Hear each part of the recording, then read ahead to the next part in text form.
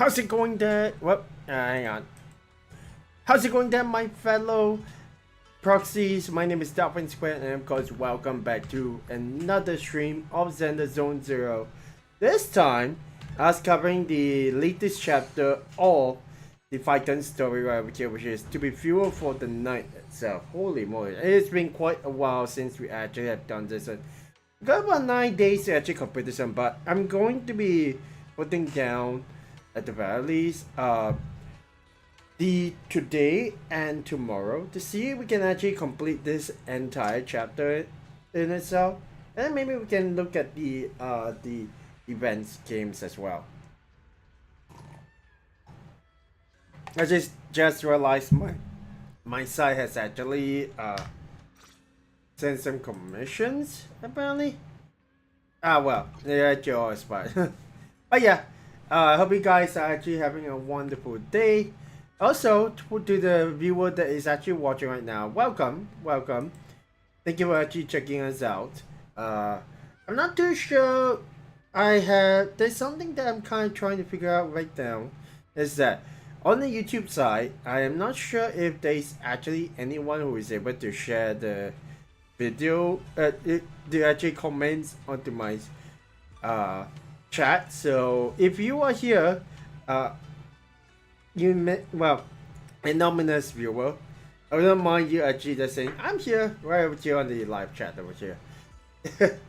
But yeah, it is going to be pretty interesting coming into this chapter itself, because hey, we are actually going to get into Shunguang's ability apparently. Also, let me see if I can lower the entire thing over here. There's another thing that I also realized, that I think my PC does not really have what it takes to actually deal with the current workload itself. So this is why I'm actually just trying to see if we can actually do something about that one.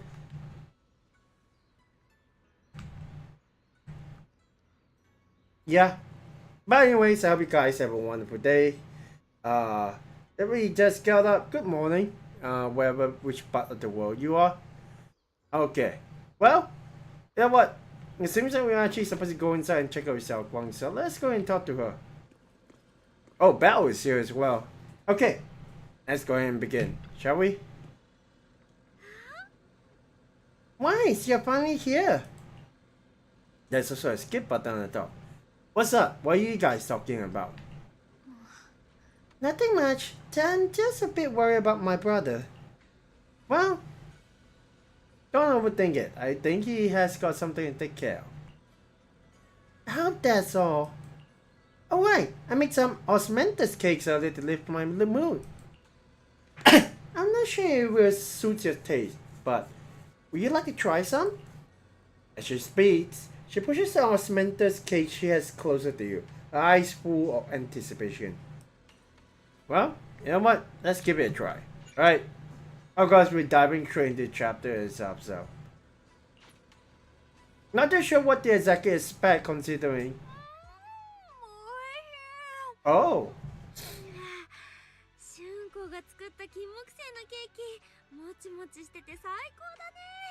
I guess it's supposed to try? Maybe.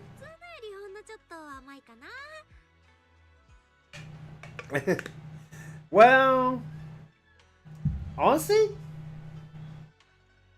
I think it'd be a good point to actually compliment the girl for making sweet osmanthus cakes, right? Even though that means that that might not do well on your body.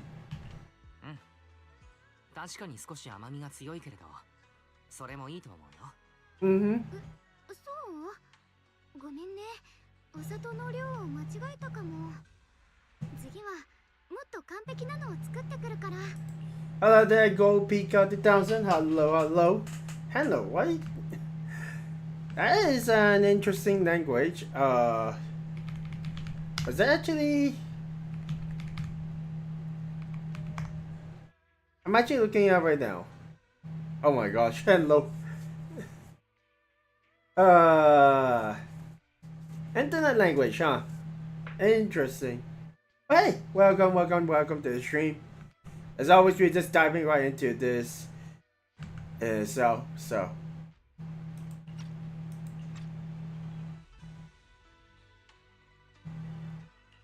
いや、これはこれで美味しいし、あまり気にしなくていいんじゃないかな。本当？それならいいけど。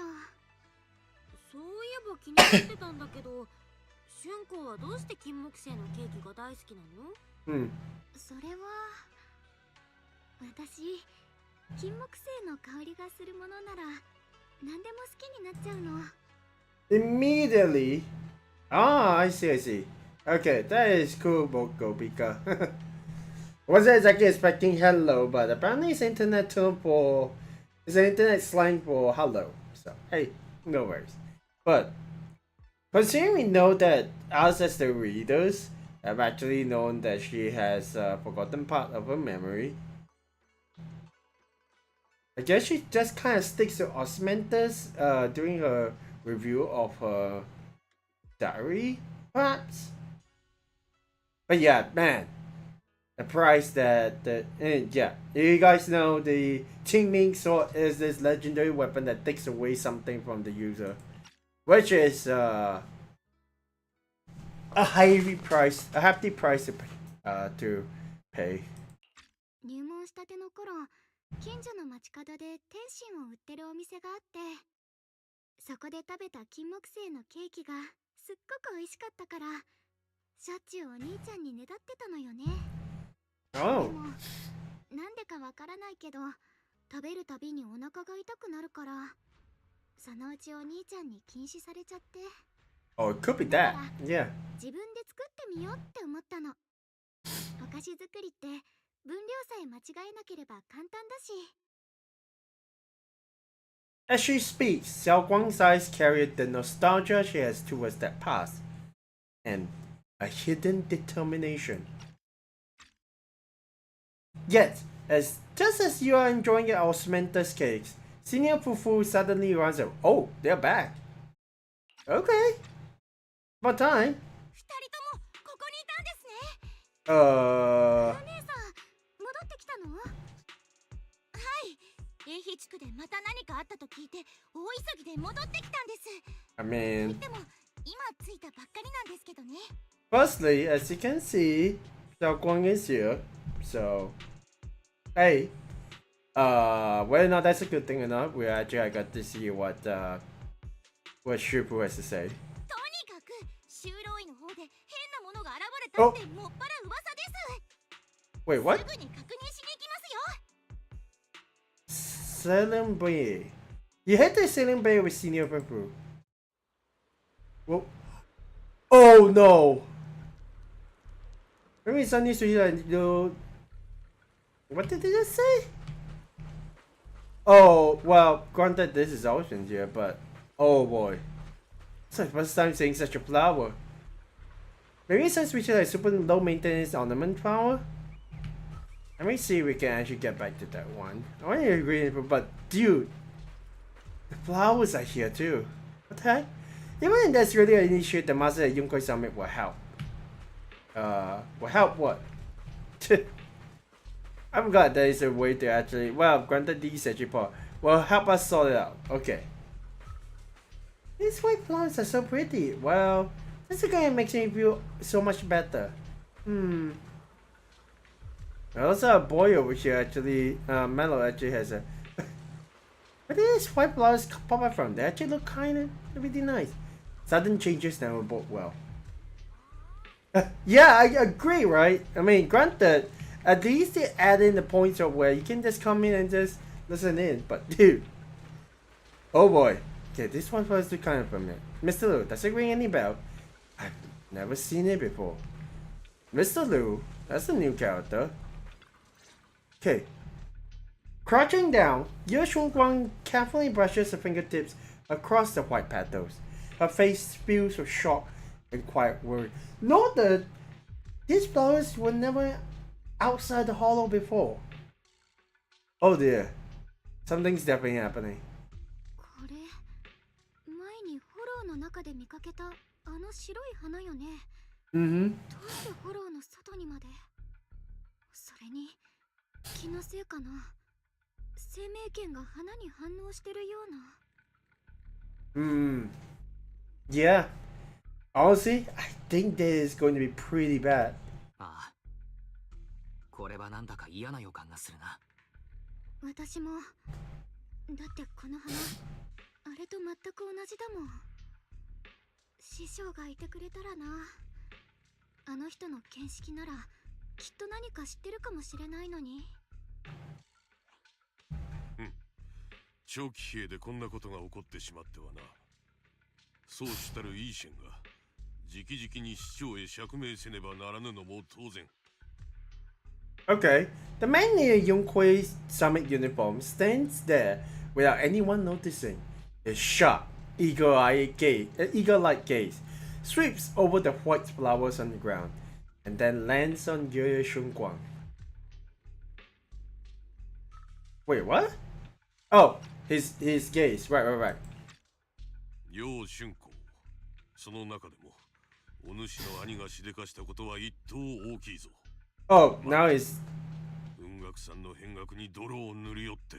being blamed. リクロウ氏、兄はただ。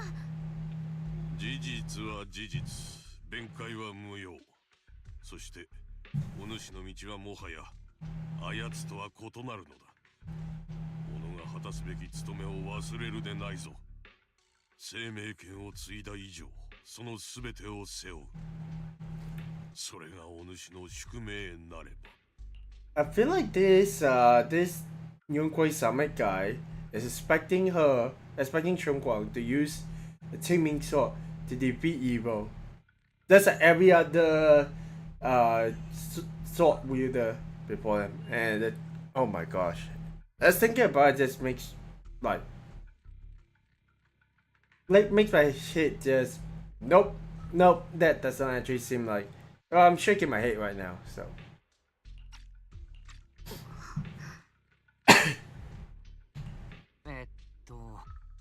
すまない。こちらの方は。あ、ごめん。紹介しなきゃよね。この人は雲岳さんの。陸講習だ。お主のことは知っておる。ルハンジョー。Okay。この花のことならすでに弟子たちから聞いた。今のところ害を及ぼす兆候は見られんし、物理的に脆い。ただの植物のように思えるが。そんなことないわよ。この白い花、見覚えがあるもの。キューと陥落の時、それにラマニアンフォローの真相にもたくさんあったわ。近づくと侵食が和らぐような不思議な感覚もあって。そうなのか。であれば念のため一掃しておくべきか。楊春光。What would they clearing the flowers や do? ってみるわ。Shunguang swings a sword. Light flashes and white flowers before her crumble instantly into ash. They're far more fragile than they look. Are they really just ordinary plants? Obviously not. リクロウ氏、この白い花にはきっと見た目以上の何かがあるの。それこそ大きな秘密が。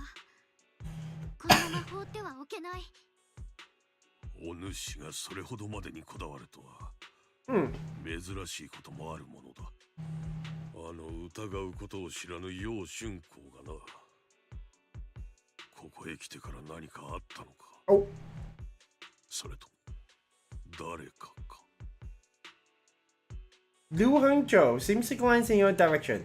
Or is that just your imagination? そんなことないけど、ただ放っておいちゃいけない気がして。よかろう。明日の夕方、関係するものを適当館に集めさせる。やった。無論花の件だけではないぞ。お主の兄についても最終的な判断を下さねばならん。Yeah. 情報をまとめ、雲岳さんの弟子全員に対して責任を持って説明せねばならんのだ。分かっておるな。I'm getting that Liu Hangzhou is more like an advisor to the preceptor. or more or less like kind of like an acting vice preceptor for like of Phaethon, because she's definitely the one taking what's the term? He's the one definitely taking the reins in this in Indian Quay Summit, and place of course Shufu. はい。分かっているならばよい。よいか。自分が何者であるかを片時も忘れるな。お主には天賦があるのだ。その手にある剣ともども無駄にしてはならん。Why do it actually feels like he actually is one of the, well, he may actually be an advisor, but I feel like he definitely feels like he thinks the Qingming sword is the sacrifice that it requires is worthy of like saving every single thing, and I feel like he has definitely experienced through the previous couple of high precept the past Qingming sword users. That's at least what I feel anyway. So Lu Hangzhou turns to leave. As he brushes past, he pauses for a brief moment and murmurs something only the two of you can hear. お主の存在があの子にとって良いものとなるならば構わぬ。重荷ではなく。Oh. Our relationship with Shunguang, I guess? ごめんね。変な空気にしちゃって。陸老師っていつもあんな感じなのよね。雲岳山の名誉を何より大切に思ってる人だから悪気があるわけじゃないの。それで結局のところ、あの陸老師というのは何者なんだ？雲岳山の大先輩という立ち位置なのかな？陸老師は雲岳山の古株かな。師匠がいない時はだいたいあの人がいろんなことを代わりに取り仕切ってるわ。Okay. So he kind of actually, it definitely feels like he has survived the incident 10 years ago. 雲岳山の古株。こんなことを言うと無神経かもしれないけれど。So either he joined 師匠以外の門下生は recently or 陸老師は戦う人がいなかったから。あの人は雲岳山の守り手。so yeah, he's a guardian, right? So he's more like someone who just directs, kind of like a director in a way, right? みんなが山を過ぎたあの時、老師は弟子たちの家族を避難させる役目を任されてたの。だ Ah. から惨劇を生き延びることができた。でもあの人がここまで来たっていうことは、今起きてること、雲岳山は相当重く受け止めてるのね。Oh, absolutely. Well, wherever he is, he definitely seems restricted with us. あの人はどうやらあまり僕のことをよく思っていないようだ。そう？まあ、もともと厳格な人な上に、最近のことでちょっと張り詰めてるとこはあるかもだけど。このくらいにしましょう。もうこんな時間だし、明日の準備もしなきゃ。あ、そうだ。金木犀のケーキ。今回のはちょっと失敗しちゃったけど、次はもっと完璧なのを作ってくるから。Eh? きっとよ。約束。She's looking away.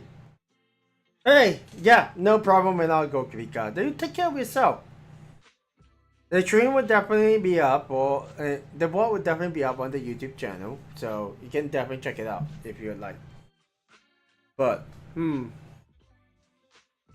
she's definitely looking away from us.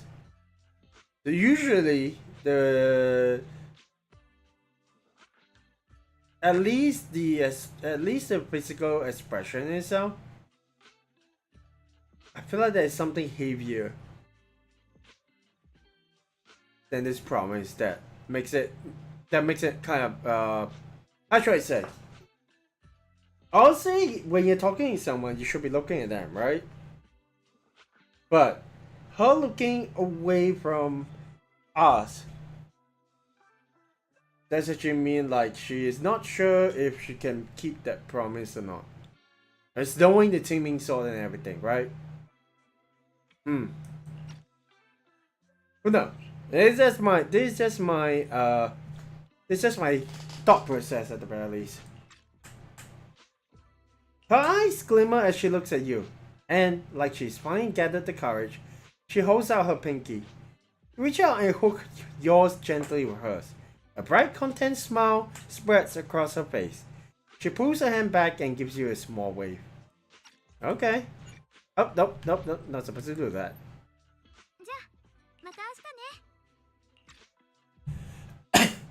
Okay. Your Shunguang turns and disappears around the corner, just like any ordinary girl. Yet somehow, as you watch her go, you can't shake the feeling that she's carrying something far heavier than she ever lets on. And there we go, to be fueled for the night. I don't like the title of this one, to be honest. After the night's rest, it's soon time for the meeting. So it's technically the next day. Gotcha. It's almost time for the meeting. Let's head to the Sweeping Temple Hall now. Also, why is... I know we have met the last episode, but... meeting Inquisition invite us. How interesting. Regardless of our identity, solving the issue is what matters. Well, they did help out, and granted, it's just only us. I know that it's kind of like a bit... Mr. Lee will be discussing a quite close on upcoming... I've already arranged for disciples to handle you. Okay. And discussing a quite close on upcoming meeting. I've already to handle this quite close. It's not main focus on upcoming meeting. I see. Yeah, in Shunguang definitely. Yeah. That has got to do with she is senior year. Okay, let's talk to him. You arrive at Sweeping Temple's main hall. Everyone's already here. Yishan joins remotely due to other obligations. Of course. Ye Shunguang stands quietly to one side, nervously twisting the edge of her clothes. 皆揃ったようだ。始めるとしよう。今回、おのおの方にお集まりいただいたのは他でもない。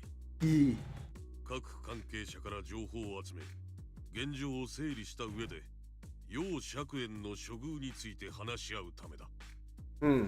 それでは、宗主。ああ、すまない。ちょいと事情があってな。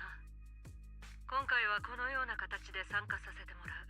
That's alright, at least you're 釈 here. 園の件を聞いてすぐ、長期兵に引き返すつもりだったが、メイフラワーから緊急の頼みがあってな。Oh? なんでも、ゼロ号フォローに異常事態があったとかで、人手が足りないからと、私と対フォローロッカの何人かが借り出された。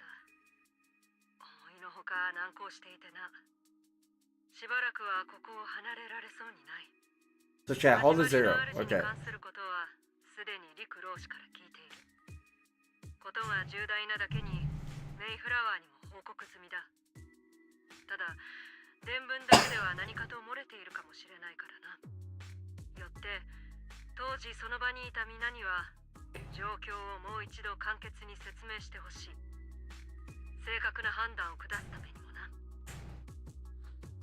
それじゃあ簡潔に言いますが、まず三将会の空が起こした一連の行動は始まりの主という存在を召喚ないし呼び覚ますという目的に沿ったものでした。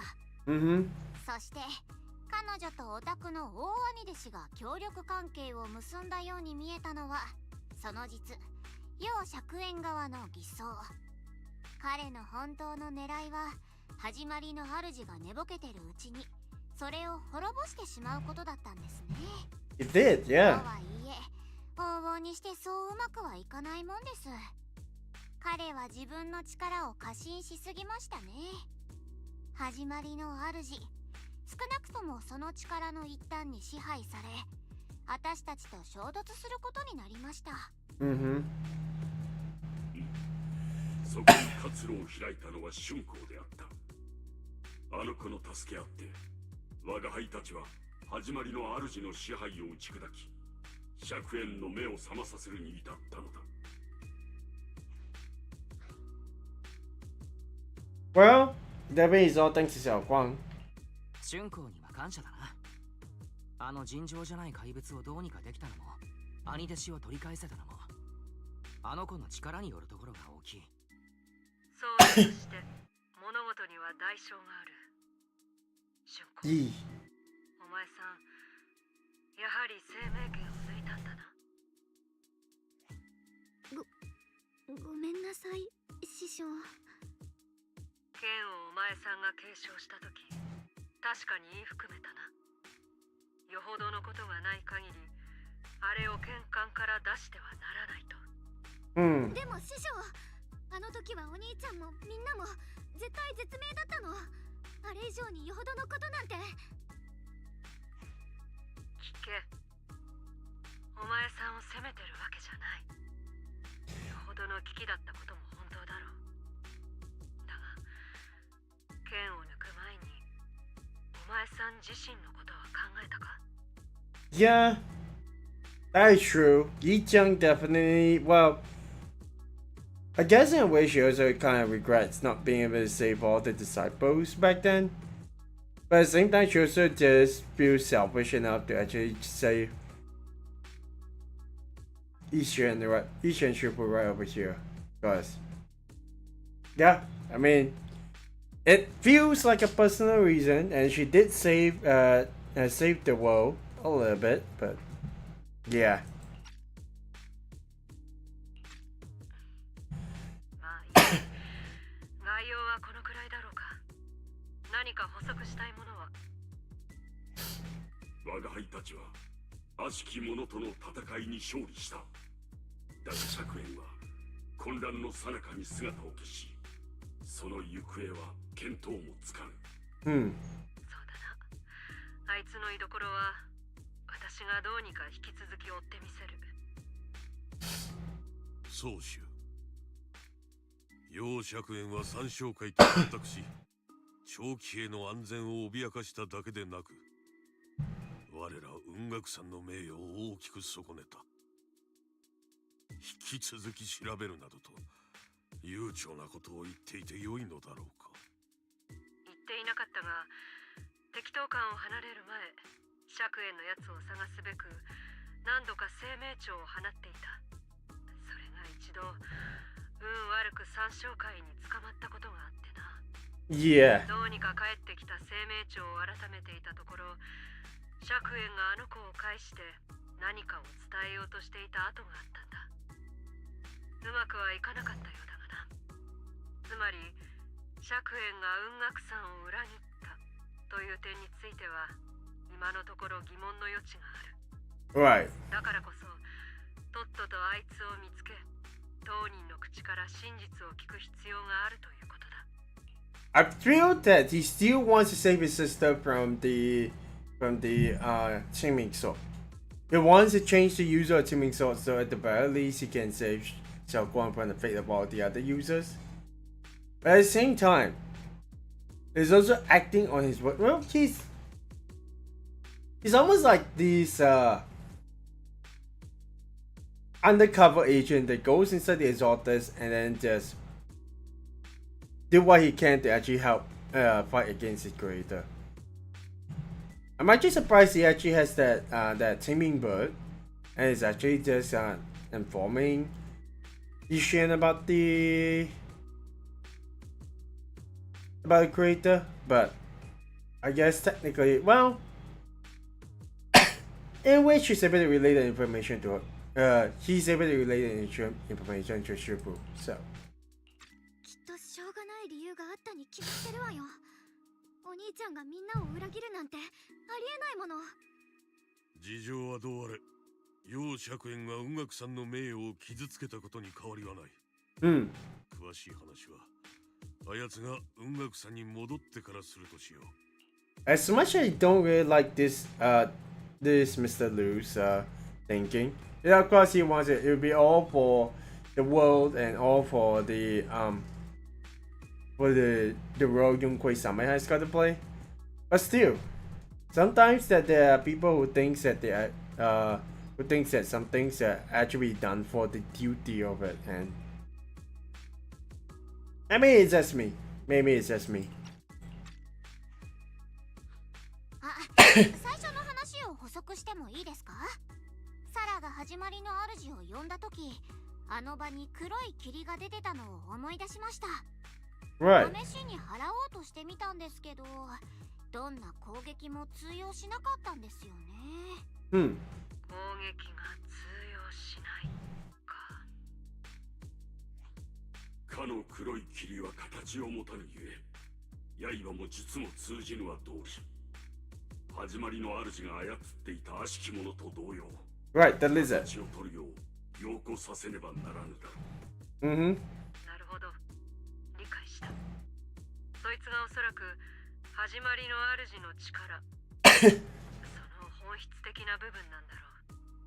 とはいえこれに関してはメイフラワーの方でも独自のルートから調査を進めるつもりだそうだ。私たちはしばらく手を出さないでおくのがいいだろう。 Yeah. とりわけ春子、お前さんはな、しばらくは適当感で西洋に専念しろ。でも私、春子ちゃん、お師匠様の言う通りですよ。この前も倒れちゃったばっかりなんですから、無理をしちゃダメです。 True. そうだぞ、しゅんちゃん。どのみちお医師さんと市長が調査してくださるなら、俺たちの出る幕はない。少しぐらい休んだってバチは当たらんさ。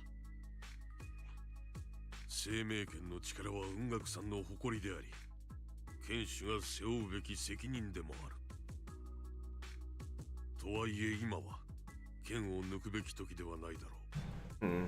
その力は人々のために振るうべきものであり、市場をむやみに振り回して良いものではないのだからな。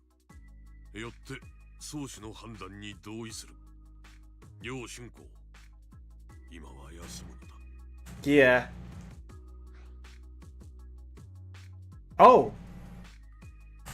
その春光本人の意見は聞かないのかい？彼女だって当事者なわけだし。アキラ。Ye Shunguang looks your way, gratitude flickering in her eyes. Then she takes a deep breath, like she's gathered every ounce of courage, and meets everyone's gaze head on. 私も調査に参加したい。玄関を開かなくたって、Yeah. みんなの役に立てることがあるはずだから、お願い。ダメだ。生命権の反動を避けるため、お前さんは今後関わりのありそうな危険には一切近づくな。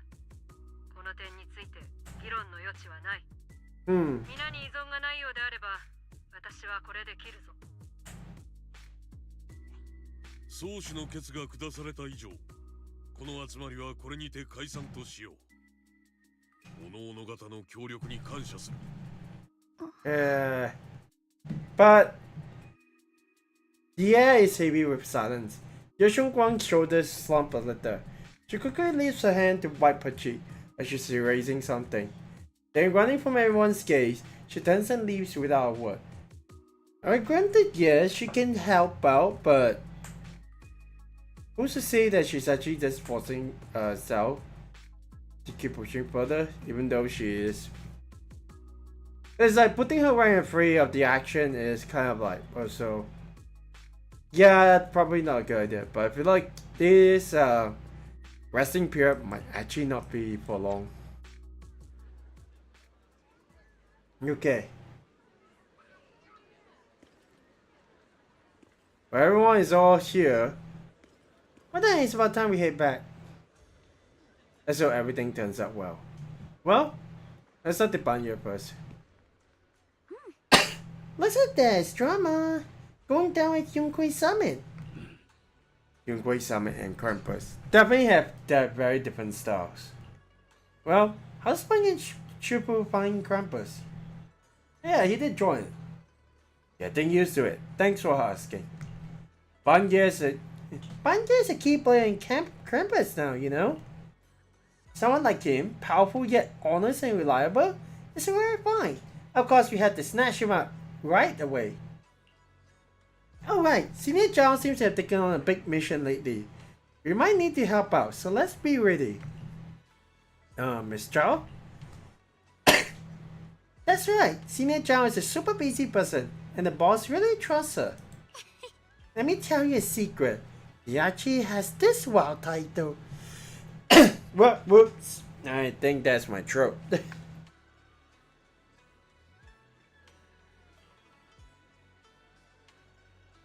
I'm going to find a bigger bottle. She even has this wild title. Grampus? Did I say Grampus? Grampus, unbeaten legend. Whether it's since joining Krampus on the boss' recommendation, she never failed a single mission she's taken on. I see.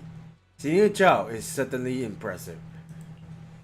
Wow, it looks like it feels kind of weird hearing you call her senior.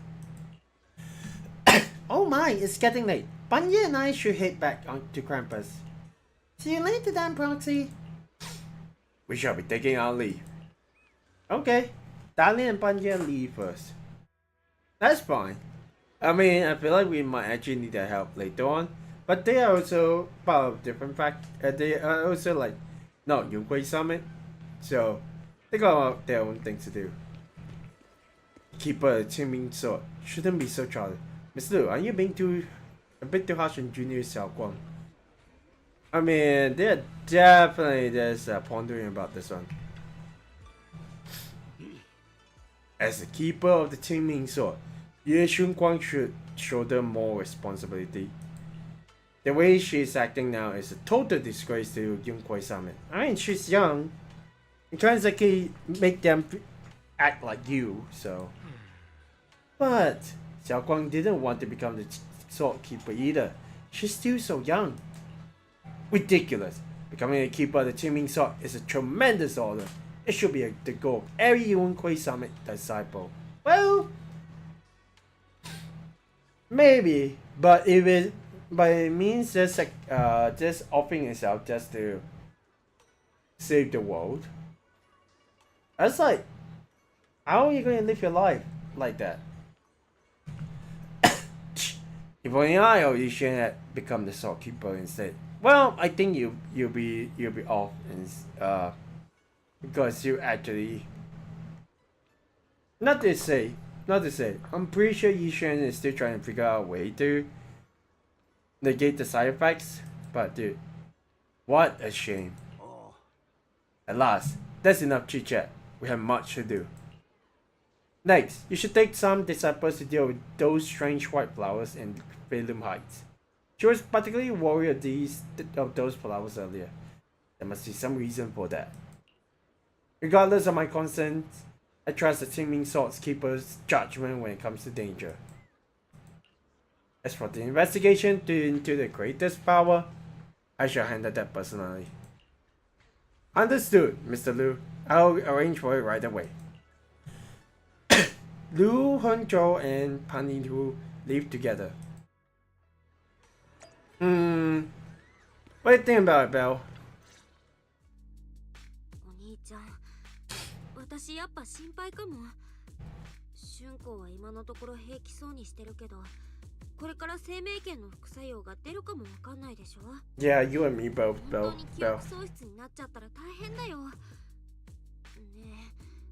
え、もう一回師匠に連絡しとかない？ Well, let's ask Fufu about it. そうだな。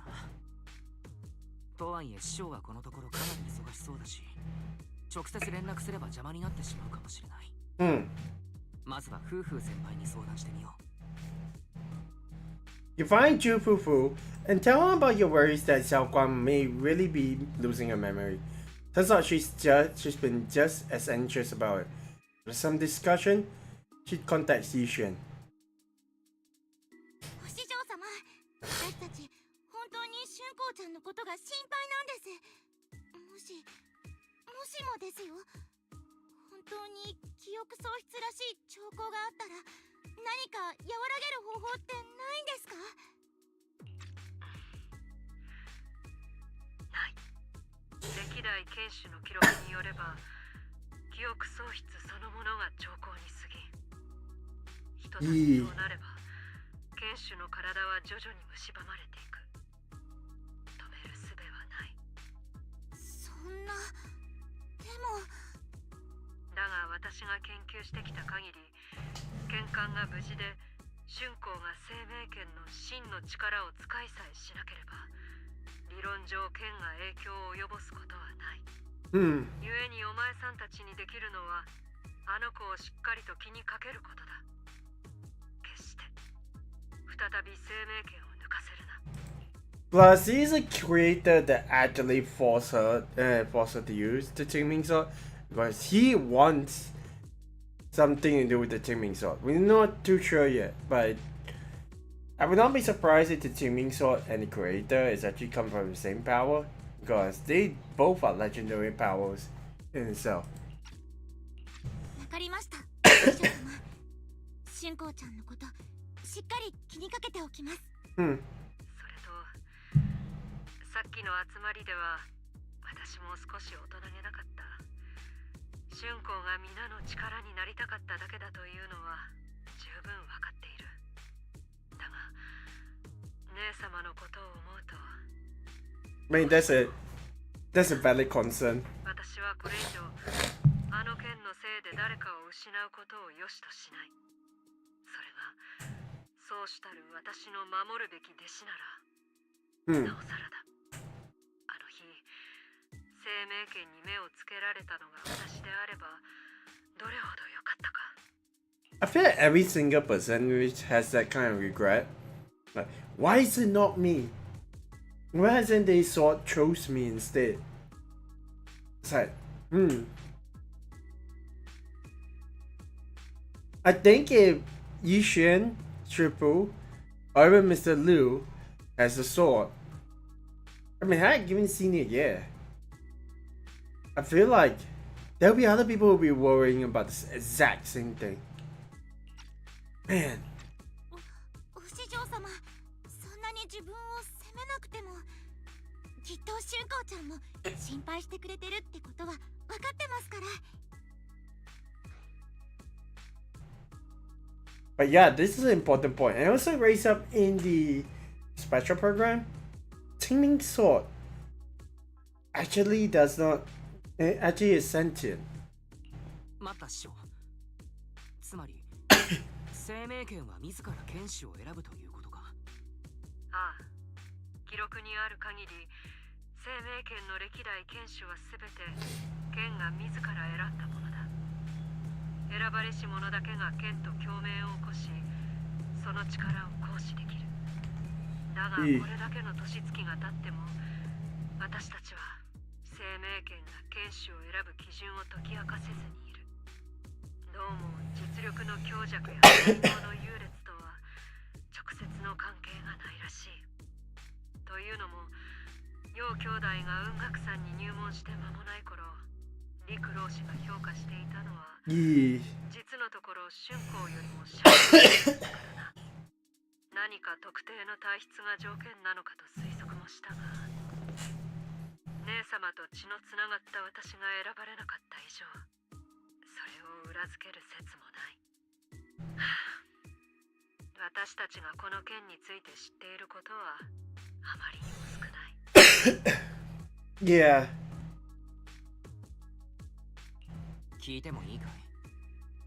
生命剣の使い手に待ち受ける運命を知りながら、どうして雲岳山は春光に剣を継がせようとしたのか。それは私の過ちだ。Oh. 生涯かけても己を許せないような、そんな過ちに起因する。Are we actually going to see some? 亡き後、私が心血を注いだ研究は生命剣の代償を抑制する剣艦として結実した。そして一瞬でもあの剣を手なずけたある事故を招いたんだ。入門したばかりの春光は何事にも好奇心旺盛な子だった。裏山で遊んでいた時、偶然にも剣管を保管していた金属地に迷い込み、そしてうっかりそれに触れた。Ow. ひとたび剣とのつながりを強いられれば、それは剣手が死ぬまで解けることはない。私が剣管の成功に思い上がらず、誰も手を触れられないようにしていれば。でもあれは陸老師に言わせたら本当に仕方なかったっていうか、触っただけで剣手にされちゃうことがあるなんて、あの時は誰も知らなかったんですから。そうなっちゃった以上仕方ありません。前向きに何ができるかを考えましょう。Yeah, Senior Pufu definitely is point out a pretty good point. Plus, as a Tingling sword has always chosen its master, so which means that even if not by touch, I mean, it's probably not been touched before, it probably lands on the laps of its previous masters every single time. So I imagine that Ishin Shufu probably touch it, but never exactly trigger its response. Dang. さっきの春光ちゃんの様子だと、内心すごく辛そうでしたから。Yeah. ああ、どうかな。今はあまり彼女を一人にしない方がいいだろう。僕がそれとなく話してこようか。That might actually be a good idea. 私もまだちょっと抜けられない用事がありますし、付き添ってあげられるようならとっても助かります。春光ちゃん、お弟子さんのことを可愛がってますから、そばにいてくれたらきっと気持ちも楽になるんじゃないでしょうか。Like every other agent, right? 頼まれてくれ。それと、もしタイミングがあれば、師匠が申し訳なさそうにしていたと伝えろ。Ishin lets out a quiet sigh before ending the call. Jufufu and Bell both have other matters to attend to and leave soon after. Okay, no time to waste. Better head to Xiaoguang's room and talk with her. Actually, it's in the evening too, so hey, let's see, that isn't too bad. Alright. Xiaoguang doesn't seem to be in her room. Wonder where she went. There's a notebook on the desk. Looks like it's Xiaoguang's diary. Should I take a look? I mean, maybe it can lead us a clue. Well, granted, dude, don't look at people's diaries, unless they want to show it to you. But granted, we already did the events already. Yeesh. You open the notebook and take a quick glance. It's filled with densely packed text, seemingly documenting something in great detail. But feeling a bit guilty, can't make out the details. You quickly close it back up. Well, yeah. I feel like there might be something that can tell us where she is, but nah. Maybe I shouldn't read it if it's Xiaoguang's new diary entry. Just then, a familiar voice comes from behind me. It sounds a bit startled and flustered even. Oh. Oh. アキラ、どうしてあなたがここにいるのよ。 There she is. ああ、すまない。さっきは落ち込んでいる様子だったから心配になったんだ。それで少し話し相手になれればと。Suddenly, a chubby orange... Not a cat again. A chubby orange cat waddles out to a corner of the room. It looks over, meows triumphantly, and struts right past our feet. So that weird noise just now must have been this little cat's doing. Okay. ありがとう。私なら大丈夫だから。 Usually if someone says they're fine, they're probably not fine. でも、それ、私の日記。Yeah. 本当に申し訳ない。さっきちらりと見えてしまったんだ。見た？何 Before she finishes speaking, an unfamiliar voice comes from behind. Hey! みんなここにいたんですね。よかった。ちょうど探そうと思ってたんです。 Singapore food, do you need us for something? 春光ちゃん、さっきの集まりのことですけど、お師匠様から伝言を預かったんですよ。さっきは悪かったって。You better let her know. ありがとう、風姉さん。師匠は私を心配してくれたんだって。それくらいのことは分かってるから。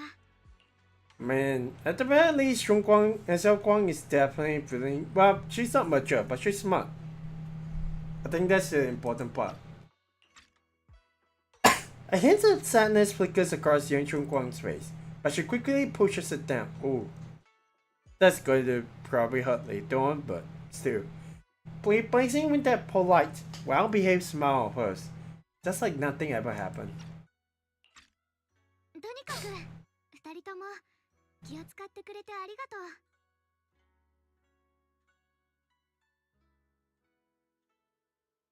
う。Do we actually just pop the bottle open though?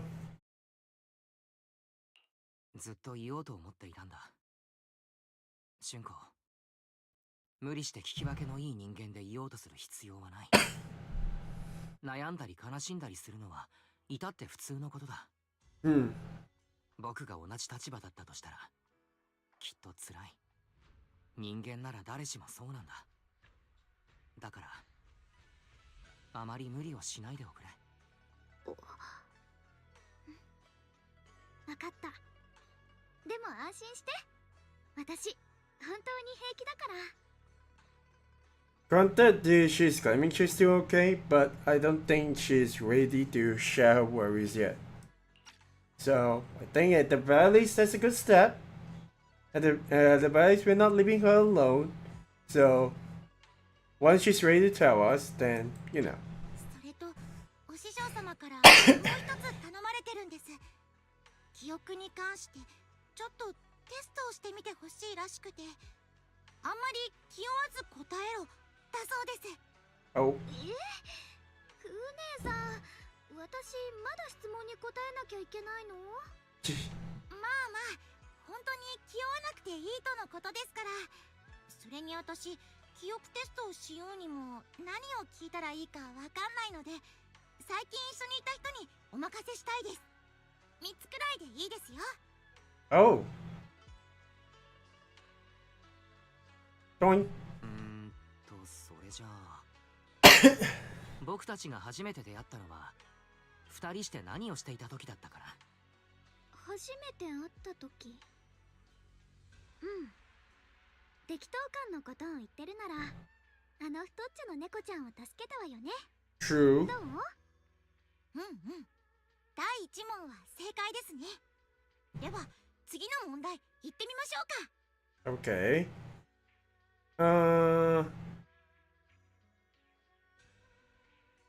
I'm guessing, well, I'm pretty sure everyone gets different answers, but let's ask about the night by the fire. 火を囲んでおしゃべりした夜、みんなで星を見上げながら恥ずかしかった出来事を披露し合ったろ。春光はどんな話をしたんだったかな。大してお金を持たないで雲岳山から出てきちゃって、危うく質屋のお世話になるところだった。それで生命圏以外だったらもう何もかも質に入れちゃってもいいかとか言ったよね、私。True. これもバッチリみたいですね。それじゃあ次で最後の問題にしましょうか。 Oh, this one will be an important one. ならこれが最後の問題だ。春光は弟弟子から何と呼ばれるのが一番好きなんだったかな。何よそれ、ちょっと唐突なんじゃない？これは私もわかりますよ。あれですよね、あれ。姉弟子。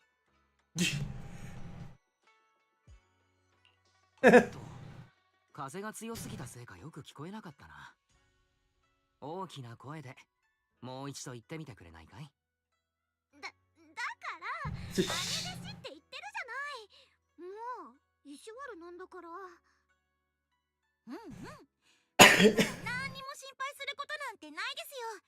私もすっかり安心しました。もう遅い時間ですし、私はそろそろ戻りますね。二人もゆっくり休んでください。 After Chupupu says her goodbyes, she leaves the room. Now it's just you and your Shunguang, and somehow the air feels a little different. Just as you're about to come up with an excuse to head back to your room, Xiao Guang calls out to you. I haven't had a chance to thank you properly yet. Thanks for having my back at the meeting. Well, you're welcome. Thanks to you, I found the courage to say I want to join the investigation out loud. For me, this is already a huge step forward. I sound pretty useless, right? Well, I think you're already doing great. Honestly, don't talk about yourself like that. I know that Shifu and everyone at Yunquai Summit actually care about me a lot. I can't help but feel they're treating me like I'm glass that will break at the slightest touch. They carefully wipe me clean, protect me, making sure I wouldn't get even the tiniest scratch. But rather than being protected, I want to stand by everyone's side. That's a pretty selfish way of thinking, isn't it? Everyone's just trying to help me. Sorry for the rant. Well, you can talk to me about anything anytime. Alright, thank you. Oh yeah, haven't you been practicing Yunquai Summit techniques lately? If you have any questions, feel free to ask me. I'll guide you through it step by step. Ah, I didn't realize it was this late already. Well, I won't take out any more of your time then. See you tomorrow? Well, yep, see you tomorrow. Xiao Guang waves energetically at you, her smile looking especially gentle in the moonlight. Okay, after saying goodbye to Xiao Guang, you head back to your room to rest. Tonight's sky seems especially peaceful and beautiful. But then we never know if it's the calm before the storm. Okay, well, that should be alright. I mean, granted, we'll have a look at the diary probably at the end of this one, which is probably tomorrow. But yeah, probably has a rest. Granted, she did really good memorization before we actually had this conversation, so I'm actually not surprised. But then again, whatever she actually experienced, I kind of wonder if there's if she'll actually, well, we're gonna figure out how to actually well, I wouldn't say fix her in a way, but there's gotta be a way to actually fix whatever the Timing Sword is corrupting in her.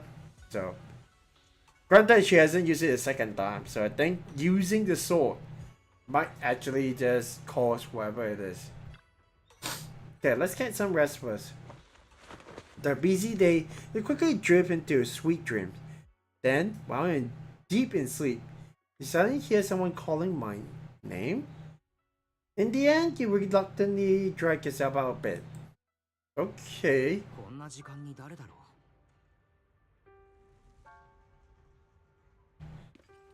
What the heck is going on? Oh!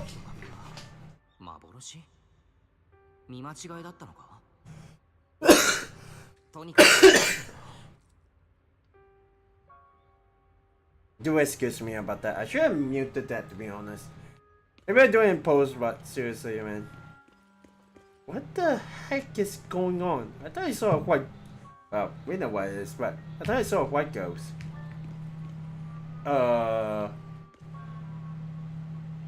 It's gone?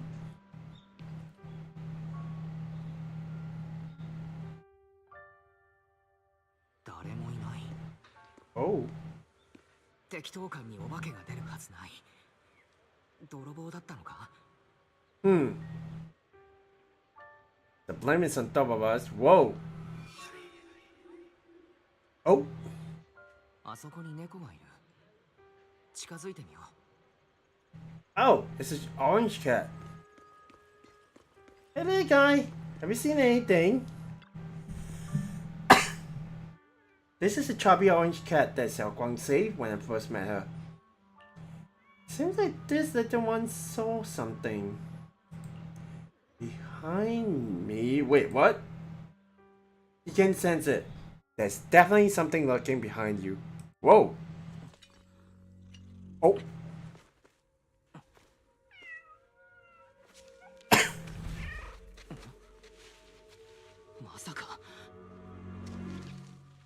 Oh, that's just a rat. アキラやっと会えたわね。あの時のいつものお利口さんな姉弟子だと思った？残念。今ここにいるのは生きることに必死な獣。ずっと待ってたわよ。こうはいくん。 We know the presence of her, but obviously for those who have watched a special program and knows about Shunguang, but... Oh, how to tell him like this? What the heck?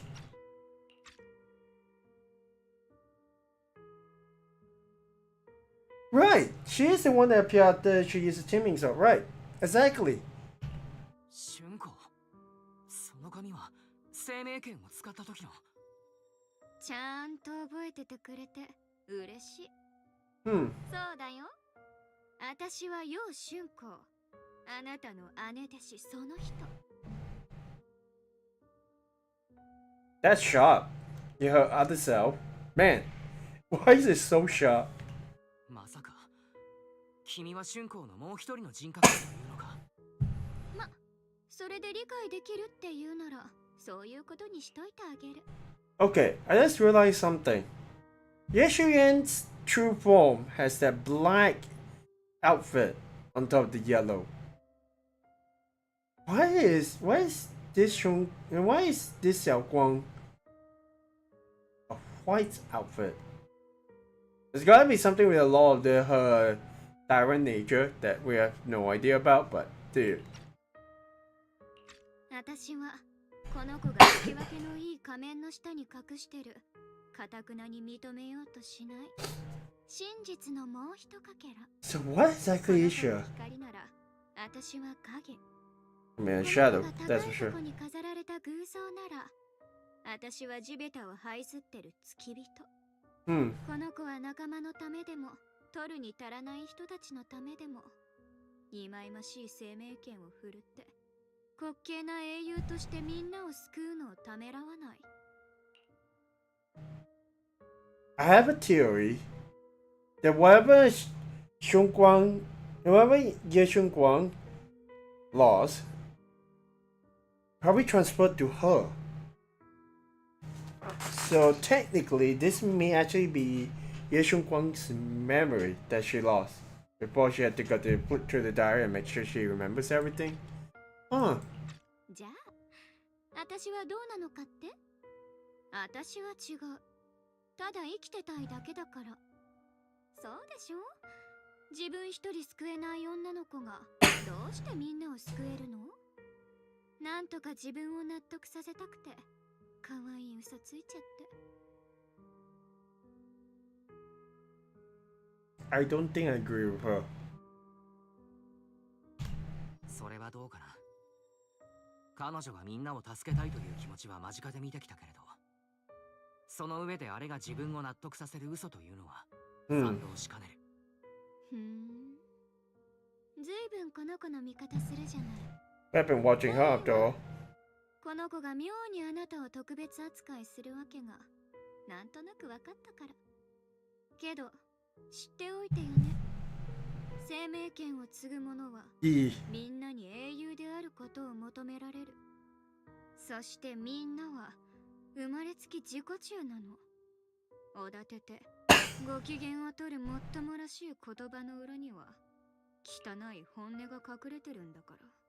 It's almost like she knows that for some people, they want the facade of the ones who wish the hero to save the world.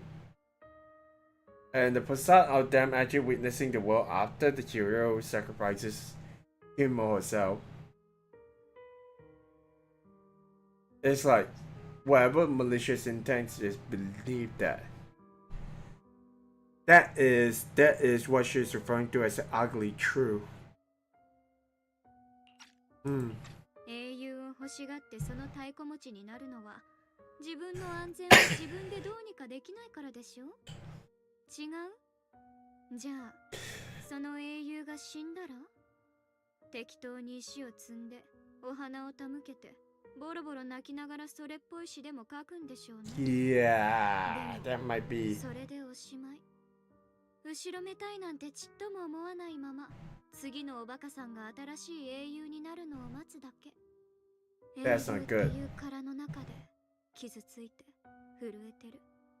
そういう生きた人間がいるってことを誰も気にもかけない。 Granted, this is potentially the Sally of this entire of this Zenless universe, but look at her. She's sad about this entire thing, about the hero who has got to save everyone, but no one cares about the true nature. About the person. それである日突然英雄が膝から崩れ落ちてこう言うの。ねえ、 Oh. もうすっごく痛いの。これ以上無理。私だって死にたくない。 That is what I would have feeling, because that's what I feel about Mr. Liu. Because he's the guardian. He gets to protect. And these Qingming sword users has got to be the sword that would sacrifice themselves for quote unquote the greater good. Even though the users feel like they want to live. Yeah, that's a feeling I get when I actually witness Mr. Liu himself, because dang. さて、どうなるでしょうか。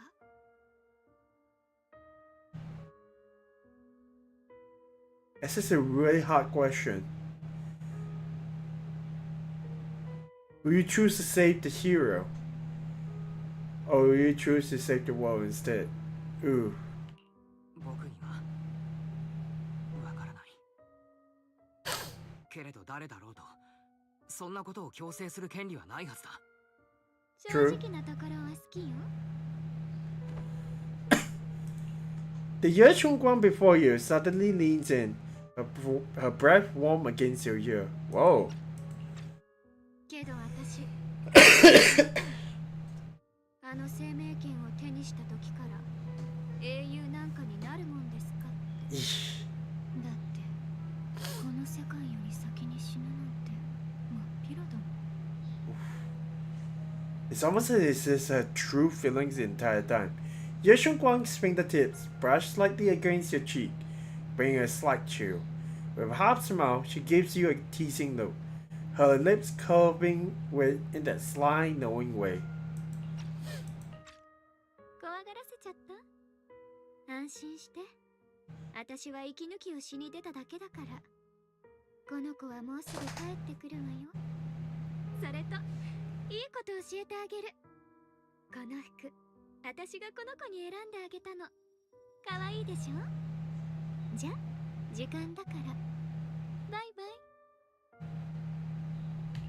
待ってくれ。まだいろいろ聞きたいことが。 Before you can finish your sentence, it's as if the white-haired Xiao Guang suddenly shuts down, her eyes fluttering shut. A moment later, the familiar Xiao Guang finally returns. Oh, so it's gonna like... She's just using her body. Yeah. Oh well. アキラ、あれ、私、何を。 Does she know about the white form? Wait, I could have sworn I just fell asleep. Am I dreaming? Ah, Junior, you're here too. I just saw another you. I feel like not lying to her probably would be a good idea. I mean, granted, it's not Seed who will probably break down and cry over Seed's in here, but still. Another me? What do you mean? Do you have some kind of odd dream too. So sleepy. I should head back and get some rest. Otherwise, I would have some major dark circles under my eyes tomorrow morning. Night night, little Junior. It seems like she has no idea. And granted, never has it been this late. Oh, I was just wondering, what the heck is that extra? Was that that's the app 2 that I was kind of just wondering. But dude, seriously? But that's the second time we've seen the white Xiaoguang, so since Xiaoguang doesn't remember her other self. Generally speaking, shouldn't we avoid provoking her in a situation like this? Otherwise, things might get messy. I should talk to Senior Fufu about this tomorrow. Maybe she knows. After all that running around, you quickly drift off to sleep. Oh well, another her. Funny. Okay, well, it's bright in the morning. Let's talk to Fufu. We seem to be training over these. I would call these wooden dummies, but it really is just like used mostly for Wing Chun. That way. Granted, hey, we already seen her posing like this before, so nothing here. What's going on? You like you have got something on your mind. Well, about Xiaoguang, I wanted to ask you. Oh, it's about Xiaoguang. Go ahead and ask. Answer to the best of my ability. Well, does Xiaoguang sleepwalk a lot? Huh? Sleepwalk? No way. Xiaoguang is usually so quiet when she sleeps. I've never seen her sleepwalk before. Of everything that's been going down lately, she must be under a lot of pressure too. If something happened, it should just be temporary. Well, could it be the Qingming sword? You've got a point. If the Qingming sword is behind this, then we have got a serious problem on our hands. Just to be safe, I better check with Shifu. I'll let you know what she says. Senior Fufu rushes back to her room to contact Yishan Shifu. Let's say about to look for Xiaoguang. A commotion erupts at the entrance of Sweeping Temple. Whoa. What the heck is going on? Okay. Oh! Zhao? And Xiaoguang, what are you both doing here? Something nosy. What's up? Oh!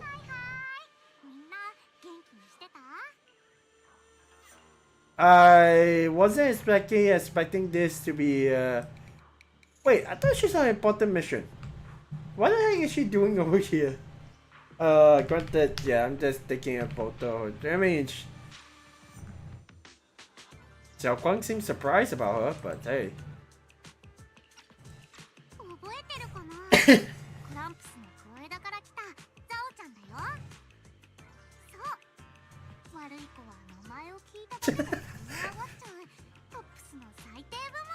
Okay.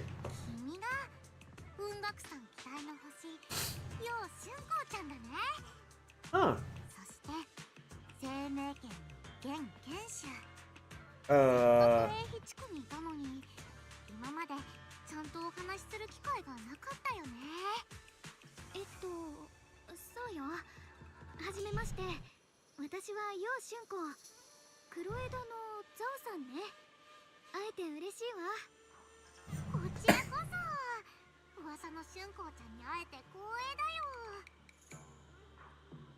I feel like there's something that Zhao is trying to do.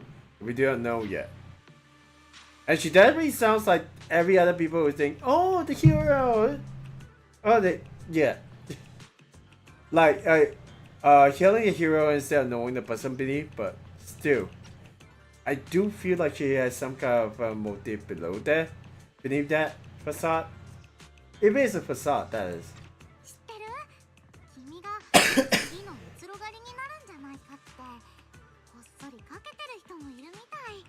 Oh boy.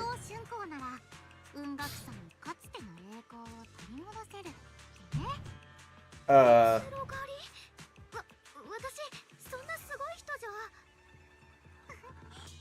謙遜しなくてもいいのに春光ちゃんはちゃんと才能のある子なんだから世の中のちっとも注目されない人たちからしたら嫌味になっちゃうかもしれないもん all this was accidentally touching the teaming そう zone. じゃなくて冗談だよジョーちゃんの悪い癖 Oh, I was going to say 君が選ばれた人っていうのは本当だもんね that much she knows. それにアキラくん Ch- また会えたねジョーちゃんは嬉しいよやあザオ。なんだか今日はいつもと雰囲気が違うようだけれど。Hmm. そうかなザオちゃんはいつもこんな感じだよ違うといえば一緒にいる人が違うくらいじゃない今日もみんなのためにたくさんお土産を持ってきたんだ君たちが絶対に興味を持ってくれるプ Oh, レゼントをね I was about to say she might actually have her motive is gonna be getting, giving us favors so she can do whatever she wants, but that's something.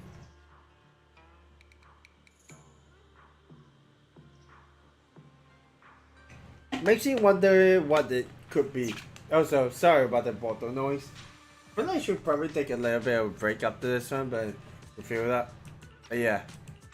なんとあの Oh!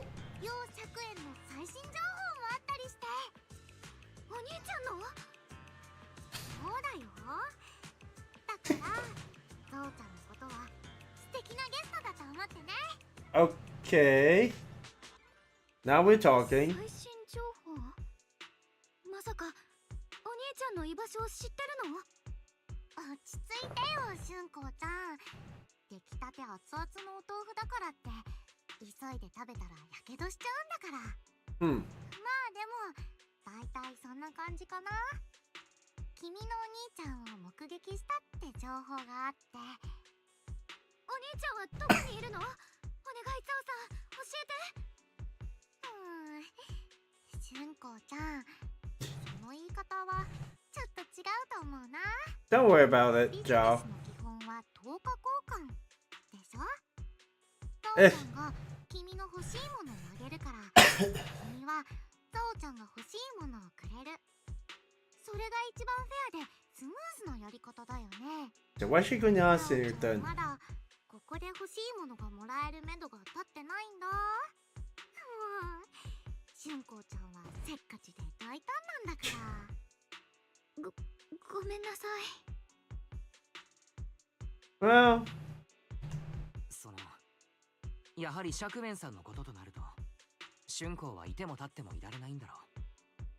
それで、ザオは何が欲しいと思っているんだい？さすが君はちゃんとわかってるねえらいえらい今日ここに来たのはねラマニアンフォローで新しく未知のエリアが見つかったからザオちゃんそれを調べに行きたいなーって思ってるの I thought we are not supposed to move. Oh boy. 未知のエリアも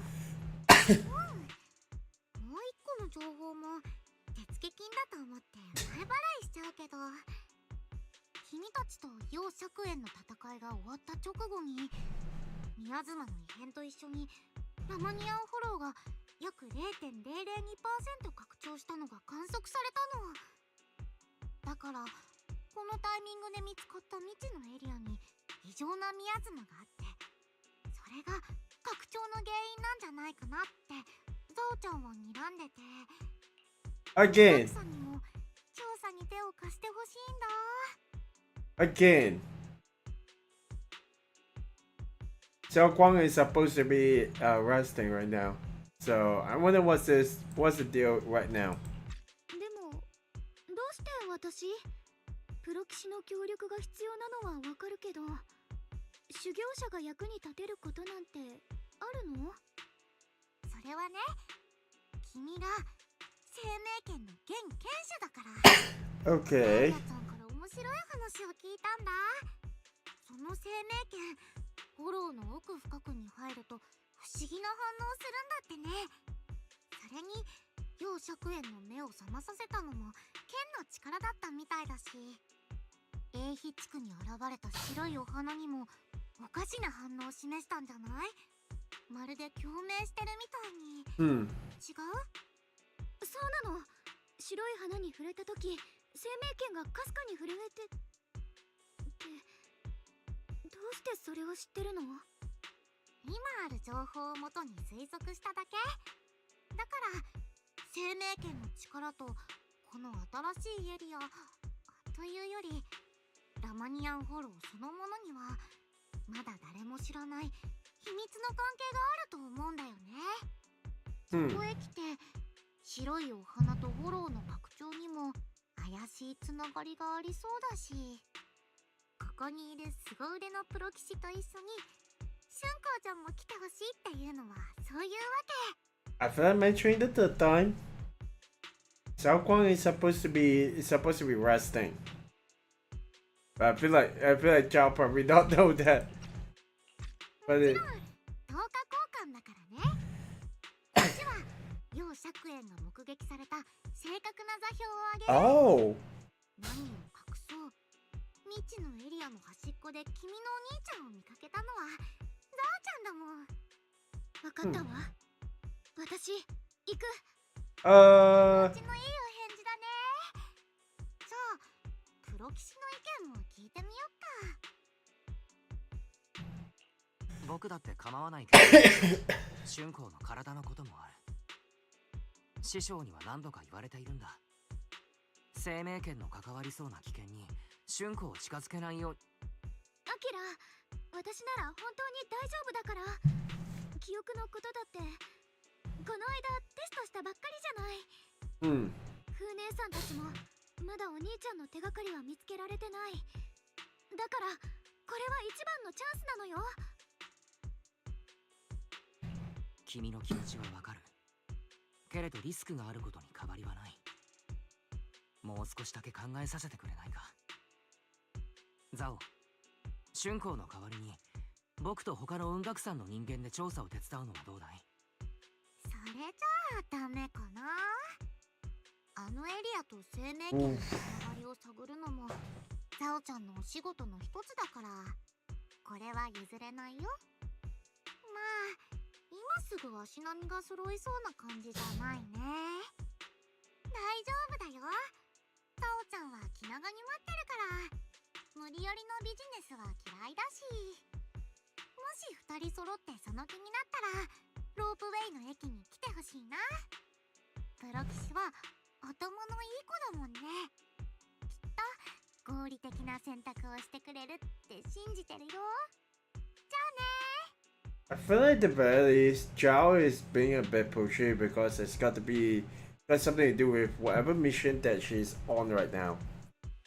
Whatever commission or mission, whatever it is, she really wants to figure out. And right now, as a proxy, someone who she trusts, and Shunguang and his teaming, so is what she needs to actually complete that.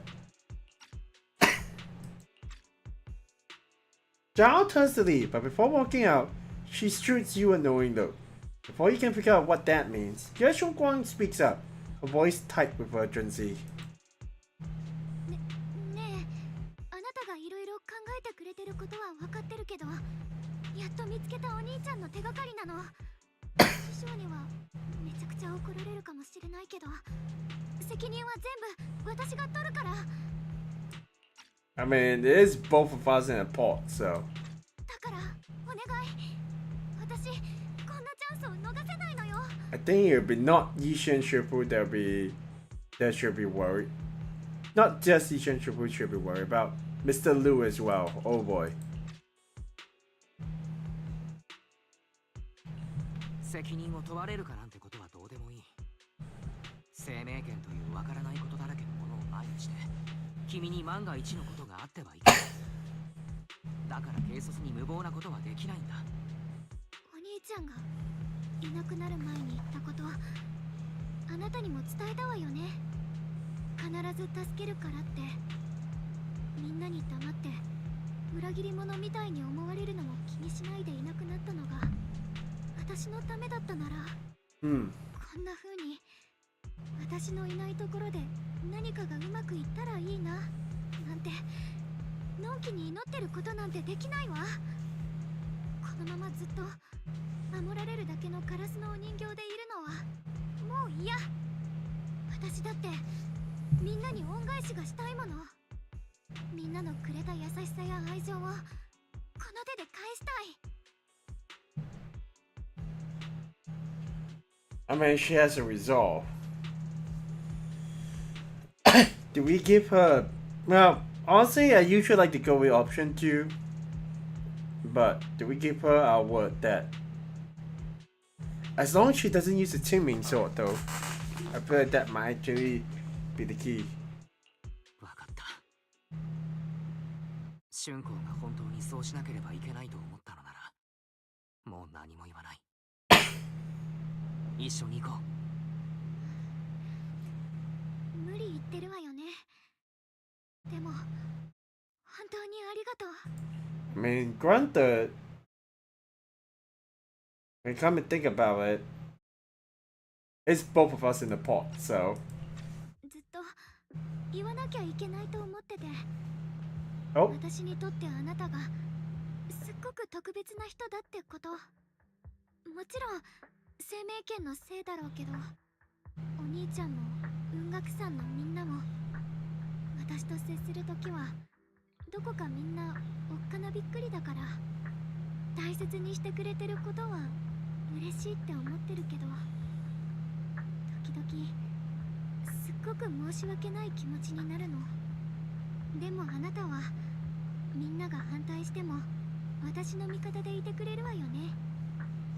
他の人がわがままって思うことでもちゃんと話を聞いて、私が決めたことならって尊重してくれる。本当にありがとう。 But yeah. いいんだ。けれど一つ約束してほしい。フォローの中で何が起きようと、君の身の安全を何より優先するんだ。わかったね。約束する。 I think that would be important. けれど僕は最初から君を守っているつもりなんてなかったよ。春光先輩はとても強いからね。僕はただ君のそばにいただけだ。春光が前に進みたいと決めた一人ではないと思えるようにしてあげたいんだ。僕なりの約束さ。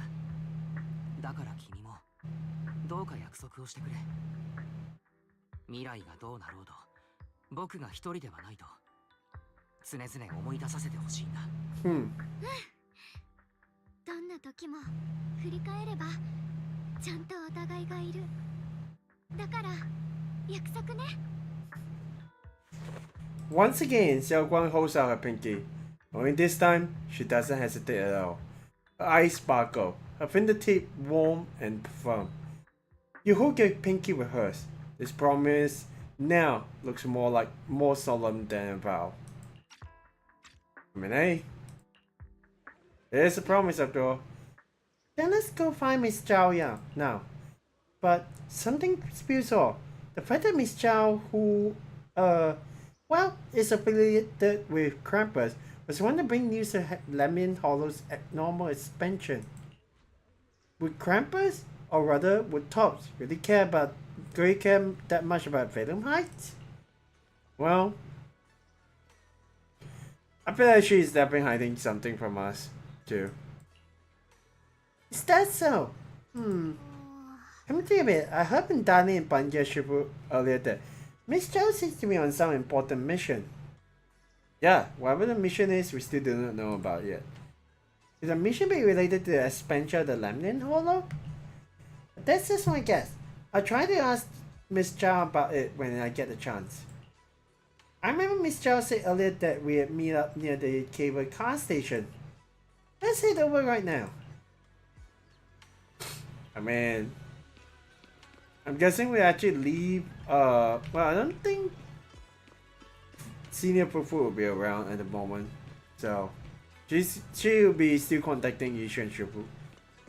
Ooh, we really got to have the resolve to actually just go through this, huh? Alright. Might as well, right? The Nanian Hollow. What will it bring to this place? Well, we never know. Let's go and talk to her right now. No, it's not visible yet. Something is definitely changing inside Lemnian Hollow. Me about the hollow back getting bigger? Yeah. The eyes might lie to us, but data never does. I've got this feeling that something big is on the horizon. However, before that... やっぱり来てくれたね。君たちなら正しい選択をしてくれるって分かってたよ。 Okay, come with us. 待ってザオさん、一つ聞きたいことがあるの。もちろん、何でも聞いて。ラマニアンフォローが不思議な拡張をしてるから調査したいって話だったけど、あなたはトップスの人なのよね。わざわざ長期兵の人たちのことを心配してくれてるように見えるのはどうしてかなって。今までのトップスらしくないっていうか。春光ちゃんがそう思うのもわかるけどね。あ、トップスの一部門って言ったのはザオちゃんだし、クロエダとトップスを同一視しちゃうのも無理ないってことね。That's what I あ think. る意味ではそれも正しいけど、あくまでザオちゃんはトップスっていう大きなくくりそのものじゃなくて、クランプスのクロエダに属してるから。ザオちゃんたちの仕事は審査と裁定、それからルールを守らせること。 Yep. I mean, that's pretty much just what she has exactly said. They just keep everyone in line. With everyone, even if it's inside outside tops, right? この間、長期兵に派遣されたトップスの役立たずな子たちがザオちゃんたちの裁定対象だったみたいにね。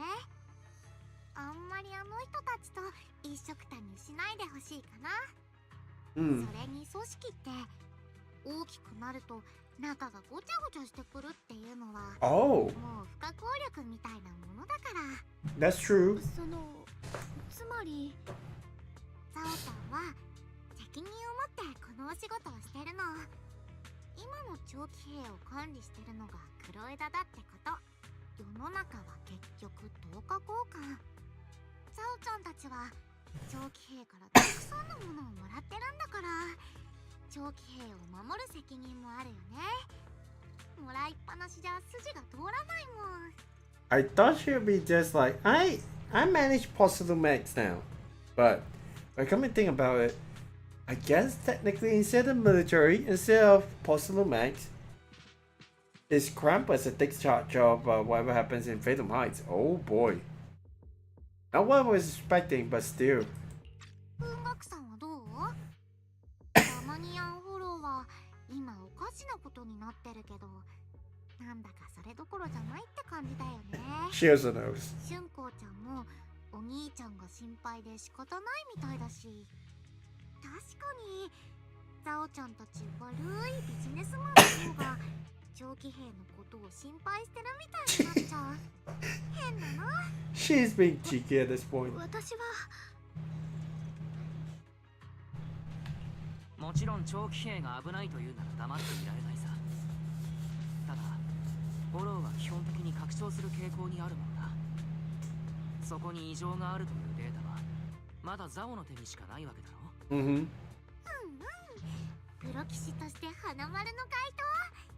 でもザオちゃんのデータによると拡張速度はもうとっくに基本的ってレベルじゃないかな。Oh. もちろん本当のところはフォローの中で調べてみないとわかんないけどね。 True. まあそのためにこうやって調査に行くわけだし、フォローに入ったら要釈への手がかりもちゃんと教えてあげるよ。 Right. じゃあおさらい。ゾウちゃんたちの目標はラマニアンフォローに現れた謎のエリアでフォローの拡張と異常なミヤズマについて調査して、その原因を突き止めること。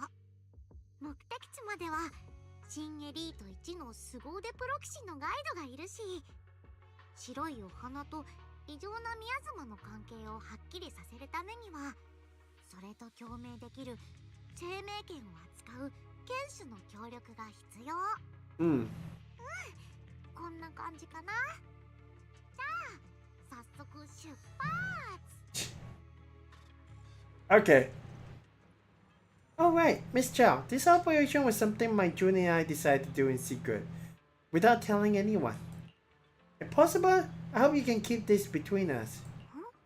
Chill out, I'm not an idiot. I'll do whatever works best for me. Telling you Gui Sami about your business won't do me any favors. I have only one objective. You investigate the expansion of the Lemon Hollow and the enormous miasma within. And by your proxy, I know you can enter the hollow through that little bumble of yours to complete your proxy work. But this area in the Lemon Hollow is quite special. It's practically no man's land. If you don't personally come with us, you probably won't be able to find our way forward. Well, don't worry, I'll hit into the hollow. I mean, we're kind of exactly going back to season 1 doing that entirely, right? Good.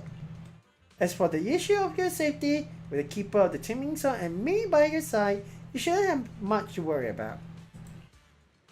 If you're ready, let's head out. Alright? Let's go and head out. The new area that was talked about, I recall, the old pot factory. Oh boy. We know that the creator is somehow now awake, so I feel like we're actually gonna deal with him one way or another. この先は長いこと発酵になってる工事のフォークだよ。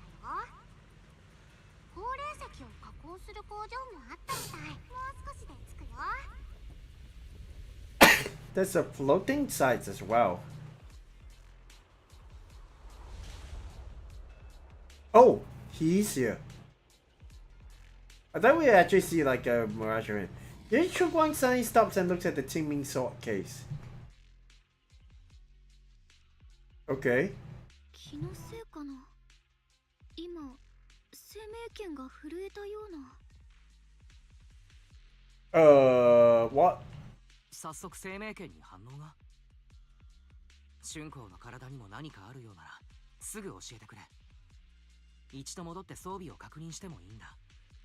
そんな大げさな感じじゃないけど玄関の中の生命権が何かと共鳴したみたい。ここのエネルギーかな。やっぱり何か関係があるとは思ってたけど早かったね。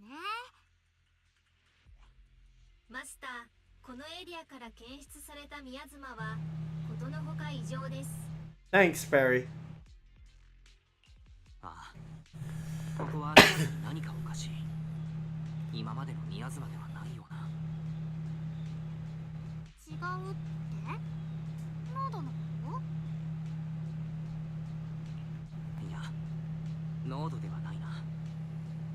この辺りの宮妻には今までとは違う胸騒ぎがする。 I ち agree. なみにザオちゃんが調べた感じだとここは廃校になってもうずっと使われてないみたい。ここで何があったかなんてもう誰も覚えてない。それどころか始まりの主が操ってた怪物を君たちが倒すまで入り口さえなかったんだから。本当なら無人区域なのは明らかだね。情報共有はこれでおしまい。楊釈園を見かけた具体的な座標も今みんなに送ったからね。ザオちゃんが調べたいのはあっちだから、ここからは別行動。お兄ちゃんの痕跡を探した後にまた合流しよう。 Okay. 一緒に行ってくれるんじゃないの？アキラもなんだか胸騒ぎがするって言ってるし、あんまり別々で動いたら危ないんじゃ。君たちはザオちゃんの調査を手伝ってくれて、ザオちゃんが楊釈園の手がかりを教える。それが10日交換だったよね。でもお兄ちゃんの調査を手伝うってお話はしてたかな。 Of course. ザオちゃんきはしない主義なんだ。そんなつもりで言ったわけじゃ。それは誤解だザオ。春光は心配しているだけだよ。ここの異常さを考えると一緒に動くのが賢明じゃないか。君の目の前にいるのはね、今黒枝にいる採血官で唯一一度も任務に失敗したことのない人呼んで上昇不敗のゾウちゃんだよ。自分たちの心配をした方がよっぽどいいと思うな。君たちは陽尺炎のこと、ザオちゃんはフォロー拡張と異常なミヤズマの原因調査。それぞれやることやって終わったら不当で合流しよう。なるべく早く来てね。Okay, Child doesn't give you a chance to stop her and leaves before you can say anything. 上昇不敗のゾウちゃん、そんなにすごい人なら本当に心配いらないのかな。教えてもらった座標に沿ってまずは倉庫を調べてみましょう。 Alright, 倉庫はこの先よ。早く行きましょう。 let's go ahead and do that. We can probably do a bit more exploring later on, but... Oh. Okay, so obviously I have not exactly done this one, but... let's go ahead and do this one.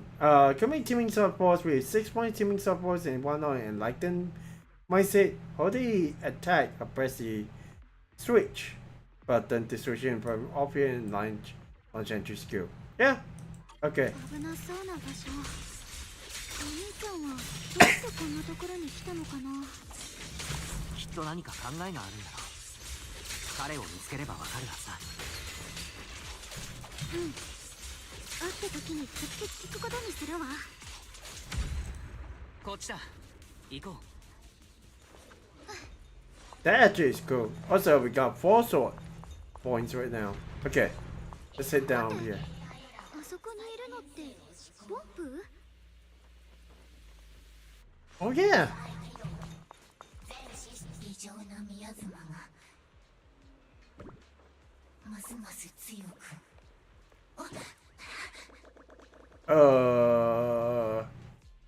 If I'm looking, I can speak in. Whoa. 人区域に動けるボンプがいる。それよりさっき異常なミヤズマに言っていなかったの。ついていってみよう。サクッと片付けちゃうね。雪明かり。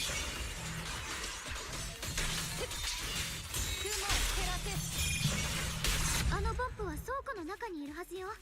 見に行ってみましょう。 Okay. There we go. あのボンプはどこに？ Wow, it ran that fast. Are we actually going to follow it? I can't find a way to deal with this obstacle. Wait, I sent some traces of miasma on this thing. If it's miasma, maybe I could use those Yunkui Summit techniques.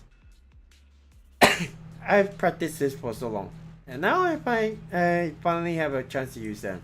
Okay, I tweak those techniques a bit. So what exactly is going on? Right, so technically that actually gives us... Oh! Aiming crossing a character object and hold the app, the repair button to remove the miasma's influence and alter the state of the corrupted object. When this ability is active, normal interactions will disable. Okay.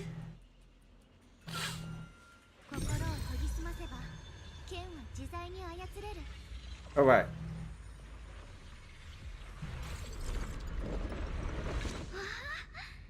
自力で新しい格感の術を得得するなんてすごい。 Not bad. すごい才能を持ってるのね。いつか雲岳山でも大活躍できるわよ。 It's a little bit of a...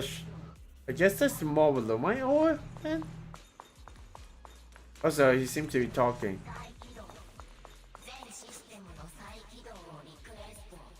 Hey, what the heck is this guy?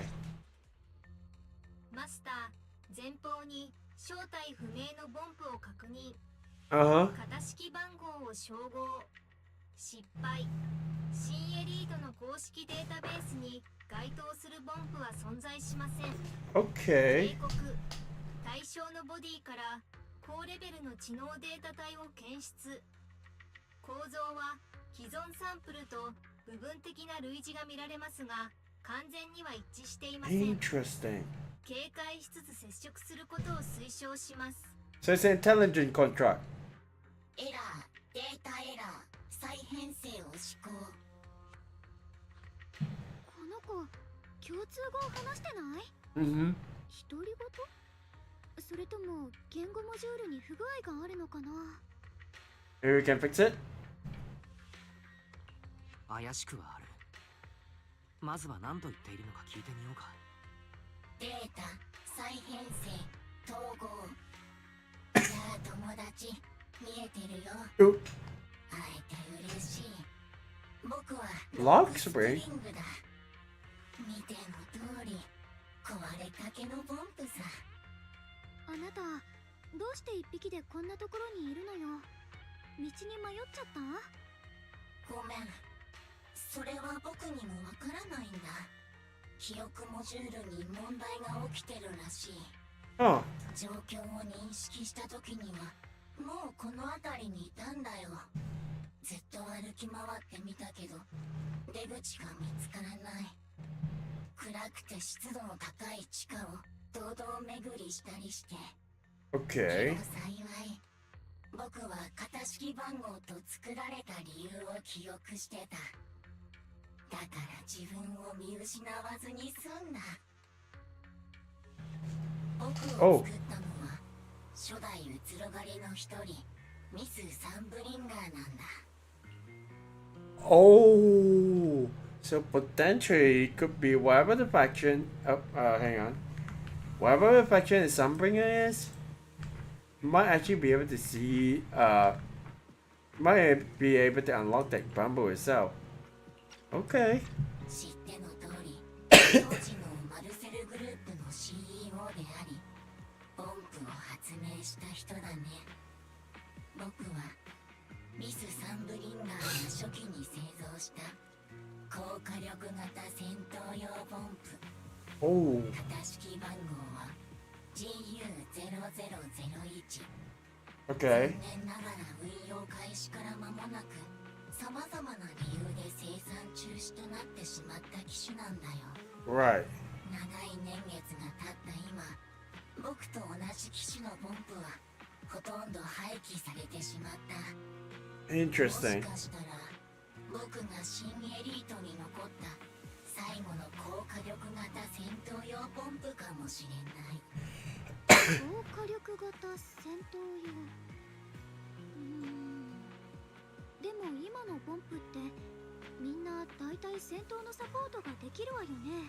That's true. そうだよ。けど僕はそういうボンプとは違う。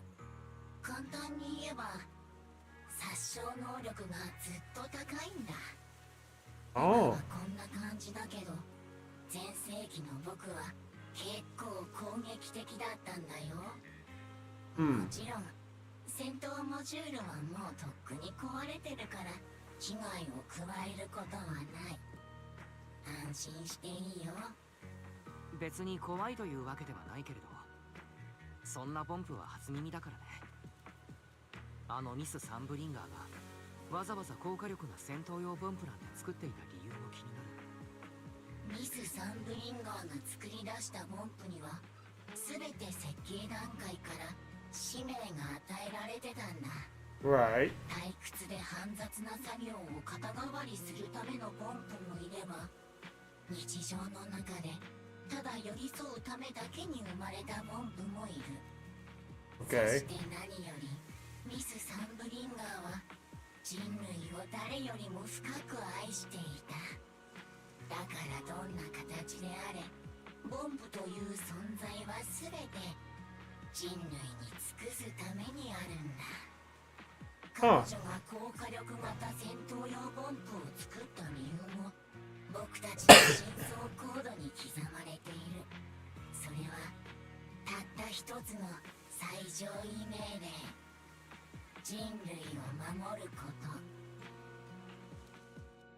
僕は人類を守るために作られた。That's interesting. 今やその使命を果たすための力はもうない。守ることもできなくなった。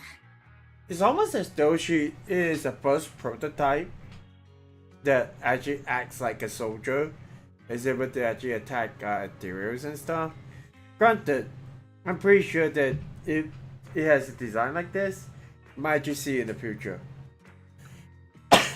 But what I'm feeling is that Lock Spring over here feels like something that is, like you said, it's a high combat. It has a high combat capability. So whatever it is, it could be a matter down the line that we actually see a bamboo that actually does more damage than most of the other bamboos, right? 多分僕の行き着く先は仲間たちと同じだ。あの冷たい廃棄処理場で静かに忘れ去られていくんだろう。そんなこと言わないで。私がフォローから連れ出してあげる。外に出たらきっと治す方法も見つかるわよ。もう時間が経ちすぎた。きっと今の新エリートに僕みたいなタイプのボンプがいたことを覚えてる人なんていない。Man, because someone can actually repair. 修理してくれる人なんていないよ。でも本当にありがとう。戦えるボンプか。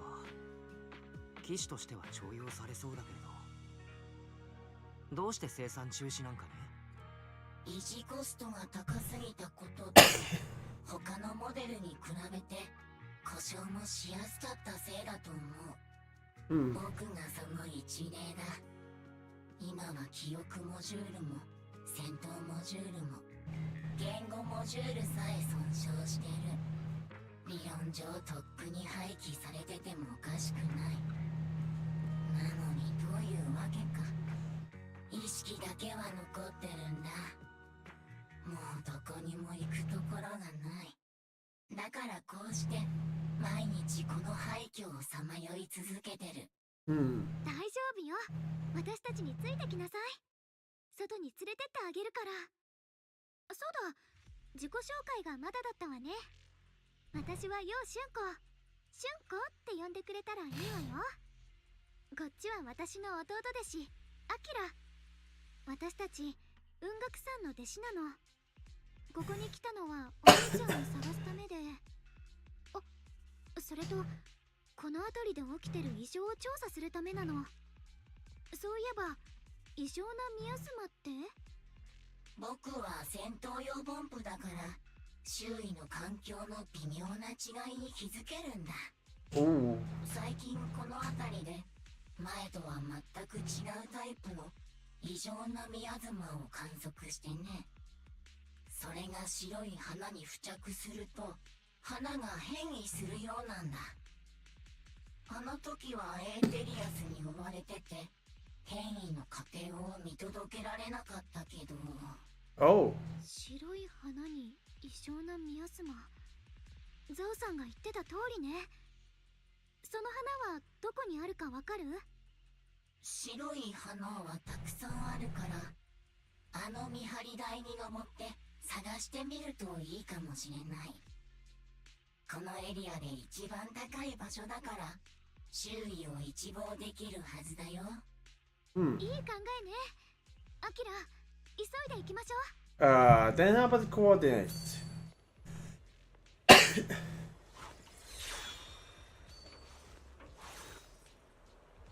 Oh, can teleport over there. This is about the setup. The teaming sword suddenly starts acting weirdly again. I can feel it. The power of the teaming sword seems to be drawn to those specks of light. There's some kind of connection between them. A connection that I can use. I'll give it a try. Okay. Obviously, the flying sword markup is on screen, and of course, you can teleport over there. This ability becomes unavailable once combat begins. I think you can switch to a flying sword marker, obviously, and then we can just press the button to teleport up, right? Let's go ahead and lock this one first. At the very least, that would be pretty cool. Oh! Nice! Okay. And nice. That's pretty cool. 私もびっくりしちゃった。ここの異変と関係があるのかな。Maybe. 本当に生命圏の近くのこのエリアには何らかのつながりがあるのかも。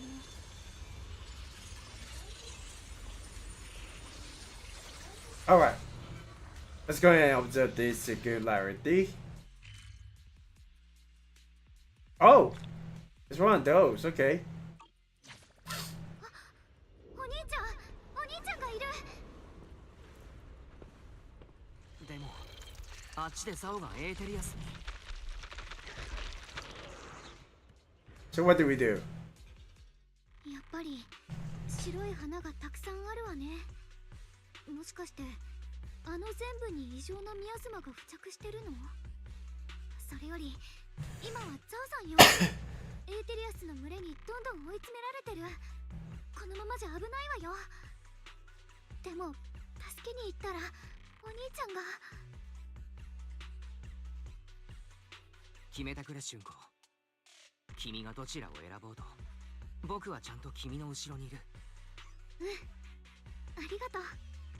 決めた。私やっぱり先にザオさんを助けるわ。Shunguang definitely feels like 少なくとも無事でいるって分かったから。それにあなたがいてくれるならきっとまたチャンスがあるわよね。目の前で仲間が襲われてるなら黙ってられないわ。Really? 春光らしいと思うよ。さあ早く向かおう。ザオのためにエーテリアスを減らしてあげるんだ。安心してくれ。僕も春光の判断は間違っていなかったと思ってる。 Okay. Let's sit down first.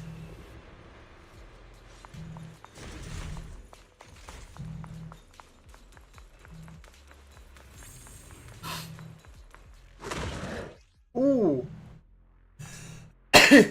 Okay, after considering the supposed to activate ultimate chasing storms and doesn't like the mind state activate the veil. But it because it's the other end, like the mind state to unleash the ultimate cleaving heavens. That's what we actually do. 少し厄介そうだ。なんかあれから変なミアズマの気配を感じる。どこかで。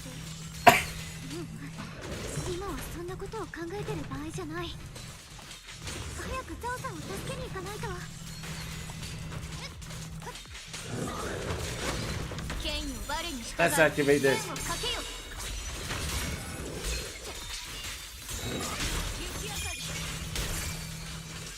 生命剣宮廷を Can I chase someone out? Nice. やっと片付いたね。時間がない。早くザオを助けに行かないと。 Oh.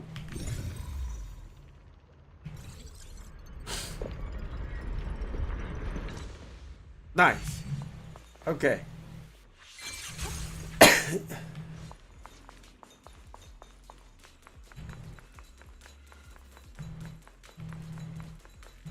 また前のと同じ障害物ね。お願い、アキラ。 Okay. Oh. That's cool. ザオさん、よかった。もうエーテリアスを全部片付けたのね。 Oh, these are the flowers that she's probably talking about? ザオさん、大丈夫？怪我してない？もしかして、ザオちゃんをわざわざ助けに来てくれたの？うん。見張り台からエーテリアスに囲まれてるのが見えたから、つい来ちゃった。実は釈園さんも見つけたんだ。けれど春光は追いかけるよりザオのところに駆けつけるのを選んだんだよ。 That's nice. だから別に助けてもらう必要なかったのに。まあいっか、調査を手伝ってくれるって約束だったもんね。みんながちゃんと約束を守ってくれる人ってことにはザオちゃん一安心かな。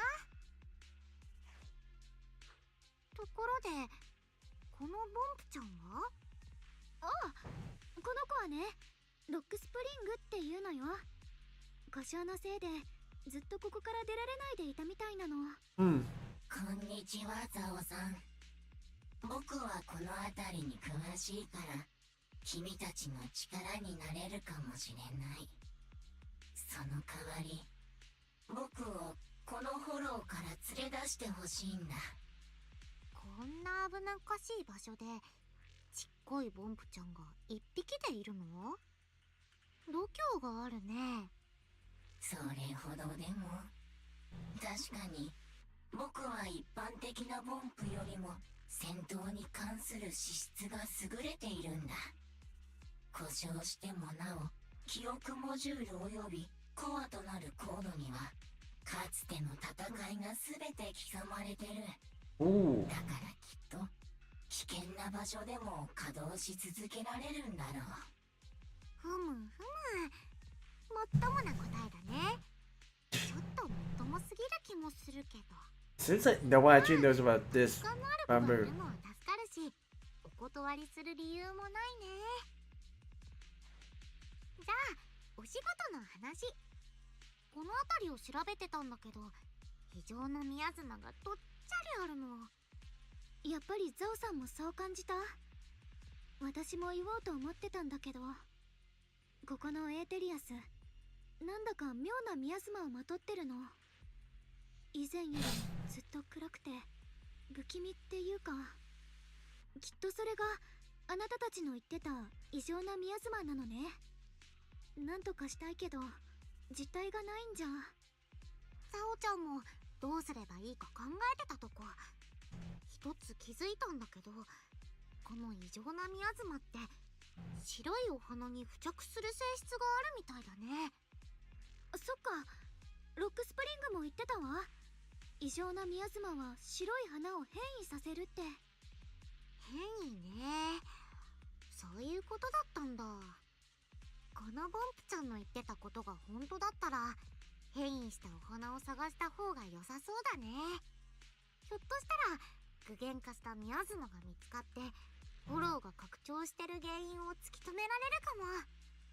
それにザオちゃんの直感なんだけど、異常な宮妻は始まりの主とも関係ある気がするんだよね。 That would be a good. それってサラが言ってた？あくまで仮説だけどね。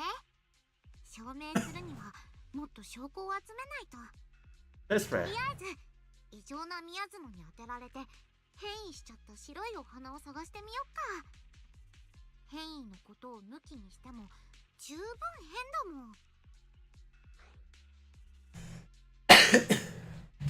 ああ、前はフォローの深いところで見かける程度だったけれど、最近は長期兵にも現れだした。 Right. 長期兵に？どうしたの？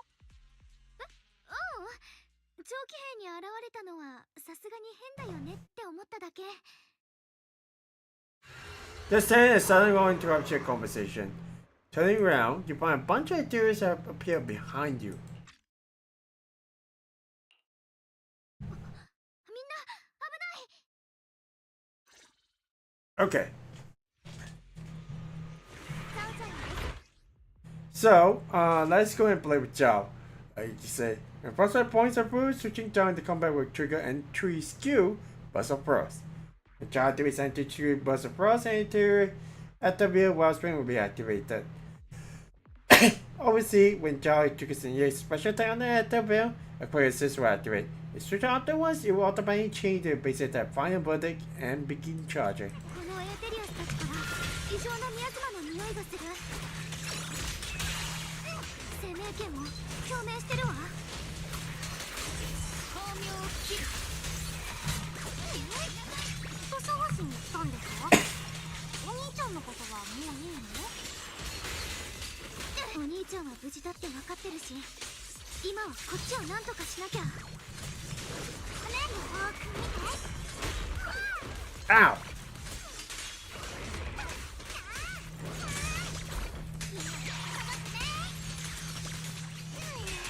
Let's charge that one up.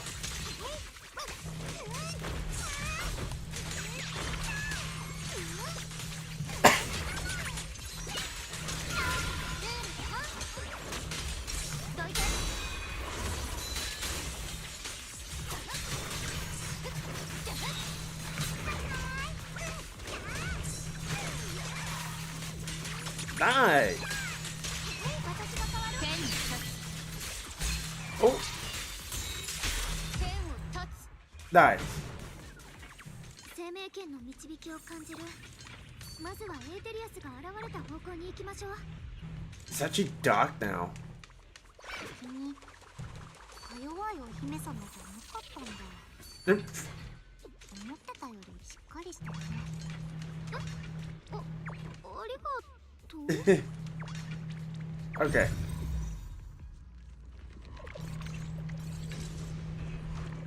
There we go.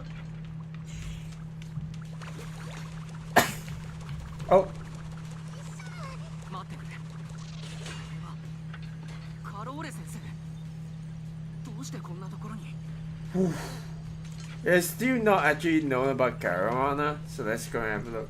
なるほど。あの方に降臨してほしい。約束しましょう。もしが成功すれば、あなたたちと一緒にあのお方に謁見すれば。 Why the heck are you doing this, Dr. Caro? 今が最高のタイミングでしょう。この両手を血に染めよう。私は必ず。 It feels like she's trying to prevent someone else from taking the blame. Yeah, that's what people usually staying hands with. That. Oof. 今のはミヤスマが作り出した幻？あなたの Oh, this is the first time she actually sees. Yeah, this is the first time she actually knows about the Phaethon's teacher. あの人はカローレアルナ。その昔僕の先生だった人だ。けれど、どうして先生の幻がこんなところに？この辺りでああいう幻は珍しくない。僕も何度か見かけたことがあって、昔ここにいた人々の残像と推測している。宮妻が何か特別な方法で人々の姿や声を保存しているんだ。そしてそれを時折思い出したように再生する。 Yep. ミヤズマにそういう性質があるのはゾウちゃんも聞いたことあるよ。本当に本当だったんだね。でも保存された時期がいつなのかまでは調べようがないかな。少なくともあなたの先生はここに来たことがあるって解釈していいのよね。僕にもわからないんだ。それに先生が言っていたこともどこか違和感があった。 Plus, I actually just realized it only featured Dr. Carolina. It didn't feature anyone else. So maybe Dr. Carol might be special in a way, or the Aizma is a bit more specific about who they actually imprint the illusions to. So who knows? 君の先生が言ってたあのお方ってもしかしなくても始まりの主だよね。ずいぶん昔からその存在を知ってたみたいだし、 As long as you connect the dots, but yeah. 降臨させたがってるように見えたよ。それこそ三小界の空みたいに。始まりの主降臨がどれだけ幸せをもたらすか、僕たちはこれまで嫌というほど垣間見る機会があった。先生がそんなことを考えるとは到底思えない。She said they would descend, so I don't think me if it's a creator, why would it be they? Everything. So there's definitely incomplete information over here. 君は先生をとても信じてるんだね。でも思い出して、人ってとにかく気まぐれで信用できない生き物だってこと。でも幻がそう言ってるからってなんだって話でしょ。アキラは気持ち悪い宮妻なんかよりもよっぽどその先生のことを知ってるはずだもの。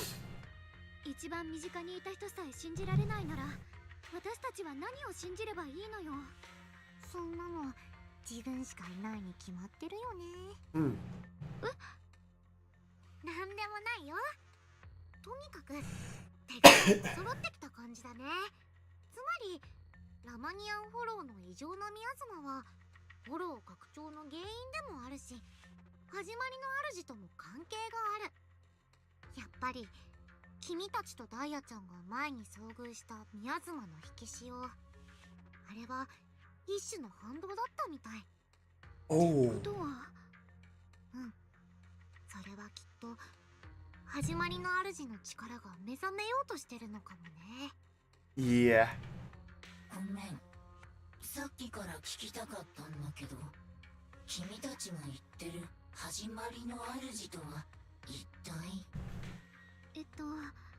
それはね、三小会って組織が信仰してる神様みたいな存在なの。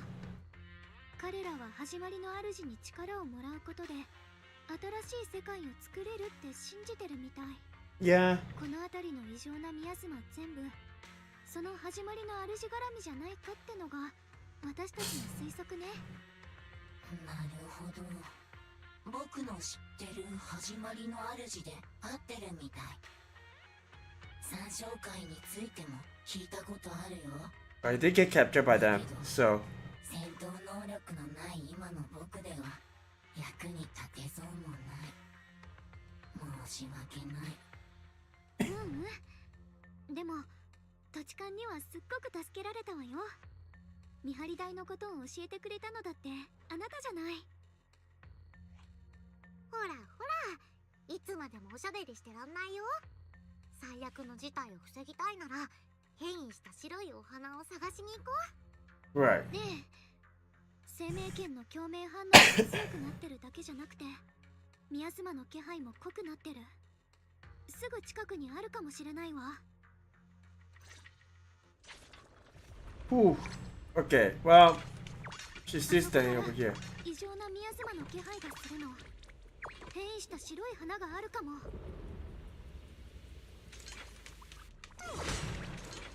That actually gives us more damage, but hey, that should be no problem. But yeah, let's go ahead and hit her. 白い花がいっぱい。待って、どうして一輪だけ黒い花が混ざってるの？ Oh. Okay, this one we can't really fix yet. Oh yeah, it's over there. 白い花が黒に変わって。 Oh dear. これが変異した白い花。異常な宮妻に当てられて黒くなってる。なんだかますます危険な気がしてきちゃった。それよりこのエーテリオスたち異常な宮妻の気配濃くない？順調に対応しなくちゃ。でもな、ここは私が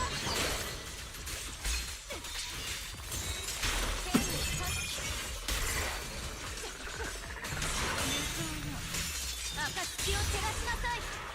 Nice. 私の後ろへ。 Oh no, you don't.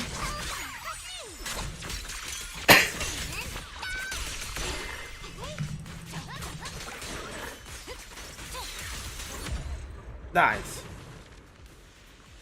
じゃあ早速あの黒い花を調べに行きましょう。 Yeah, they turn back after it released, whatever they did. Let's not investigate it. These black powers are constantly meeting abnormal miasma. I I can sense it. The destructive power is off the chart. Way more intense than any miasma we have ever encountered. If normal people get close to these black flowers, they will be corrupted before long. It wreak havoc on both their bodies and minds. These things are way too dangerous. Even when they're hollow, we can't just leave them unchecked. Is there any way to get rid of them? Hey Shunguang, is the Qingming sword reacting now? Qingming sword has been reacting with something secure since earlier. The blade has always been somewhat reactive to abnormal miasma. Wait, we use the power of Qingming sword. Maybe we could clear out all this miasma? Wait, but you can't use this Qingming sword. Before you can finish your sentence, Shunguang suddenly froze in her tracks. What? What's going on?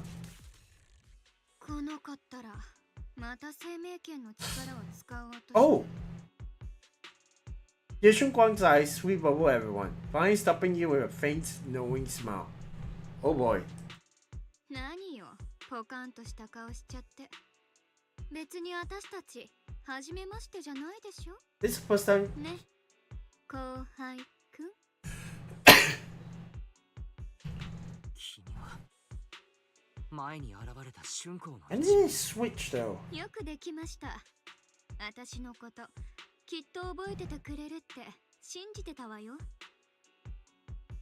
Shunguang leans in closer, her cool fingertips brushing gently against your cheek, so close you can almost feel her breath. 後でちゃんとでき。Oh wait, what? Then all of a sudden, Shunguang freezes like someone just hit it. ダメよ。ダメったらダメ。私言ったわよね。これ以上生命権に触ろうもんなら、私たち。いいわよ。折れてあげる。でも次はないから。Is she arguing with Xiaoguang? もしかしてあちらの春光と話しているのかい？まあ、あちらというかこちらというか。ええ、そうよ。この子が強く思ってることは私にも伝わるのよね。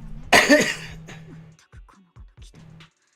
本当になんて言ったらいいか。ままならないわよね。私はただ生きたいだけなのに。Okay. Shunguang suddenly raises the sword. この血をもって魂をちぎる。散れ。Huh, nice. After purifying the black flowers, Shunguang looks strained, a faint weariness on her face. She takes a few steps towards you and suddenly collapses into your arms. Well, that's what she uses it again. You subconsciously reach out and catch her, and realize she has already turned back to her usual self. ごめん、変なとこ見せちゃって。へえ、君にはもう一つのことがあるんだね。面白い。それも生命権のおかげなの？私にもよくわからないの。生命権のせいかもしれないし、私自身の問題かもしれない。But dude, at the very least, you know now that she knows about other Shunguang. おや、もう一人の春光のことを認知していたんだね。そんな素振りはなかったけれど。本当にごめんなさい。いるのは知ってるし、時々表に出てるなって感じることもあるの。でもあの夜はあなたに変なことしてたから、どんな顔して説明したらいいかわからなくてとぼけたふりしちゃった。So she can see what. 許して、この通りだから。 Oh, she's embarrassed, I guess. 別にいいとも。そんなことより生命権だ。もう一人の春光が力を使ってしまったけれど、気分は平気かい？めまいなんかは？それはあの子に剣を抜いてって頼んだの私だから。この黒い花はどうしても浄化しないといけない気がして。あの子自分で力を使う分には私がやるよりずっと安全だって思ってるみたいだった。でもやっぱりそうだったわ。私今のところ何も変な感じはしないもの。まっ賭けに出るようなことをして。純子、僕たちは約束したろ。わかってるわよ。ただごめん、言わなきゃいけないことがある。Oh, 先ほどから僕たちを観察している存在がいる。oh, that's not good. ちゃんも感じた？あっちの方だね。They? Oh, お兄ちゃ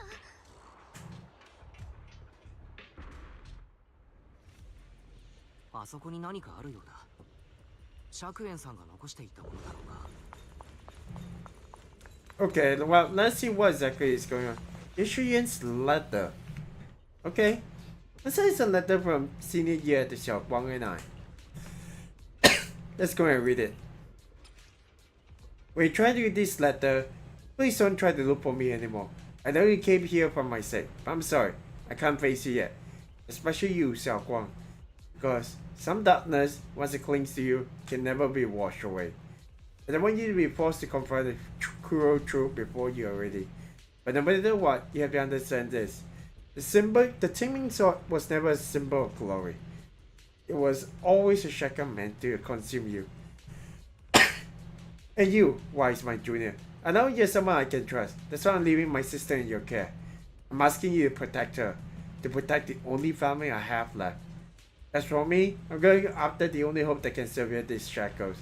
Until I find that miracle, please forgive me for not being able to see you. Dear Shuyan. Oh my.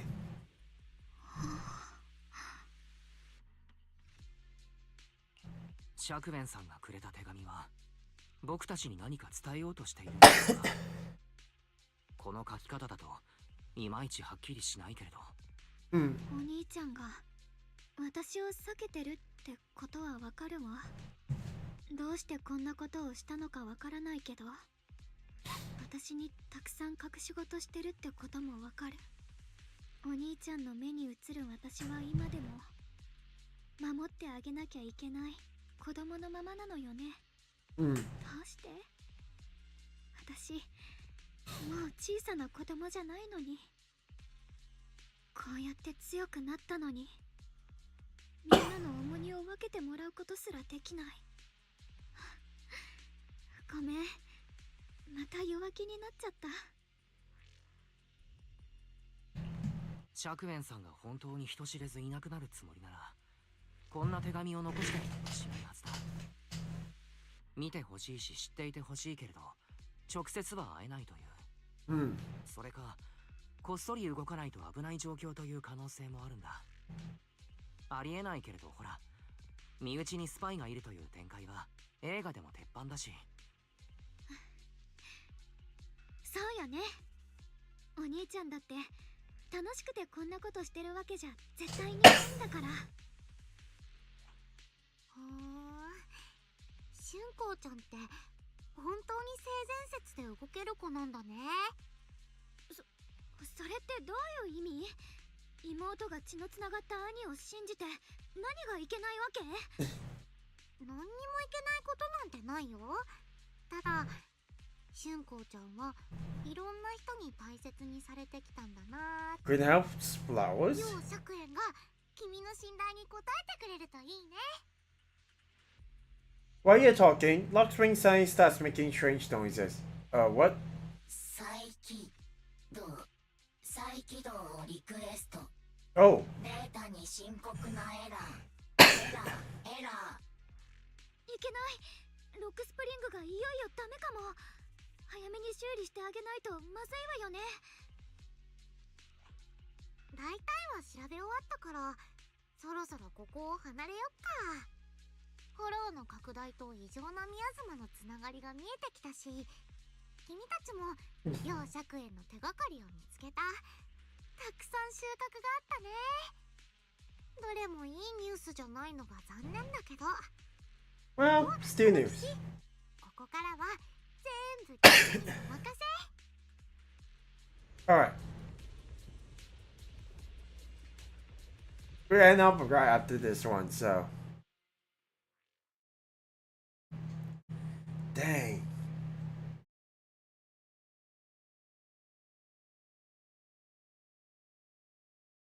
I have no idea what they're exactly thinking about it, but we definitely feel like Yeshuyan is still trying to figure out. Okay, we make it back in Phaethon Heights without a hitch. これじゃプロのお仕事だね。サオちゃんの想像以上だよ。うん。それじゃあ最後にまとめね。ラマニアンフォローは異常な速さで外側に拡張してる。多分ザオちゃんの推測通り、その原因は中で発生してる異常なミアズマ。異常なミアズマに実体はないけど、白いお花に付着するとそれを黒い花に変えちゃう。そして黒い花はエーテリアスを引き寄せるだけじゃなくて、近くにあるものをどんどん侵食して傷つける。でも生命剣を使えば浄化できるわ。Eesh. 君たち言ってたよね。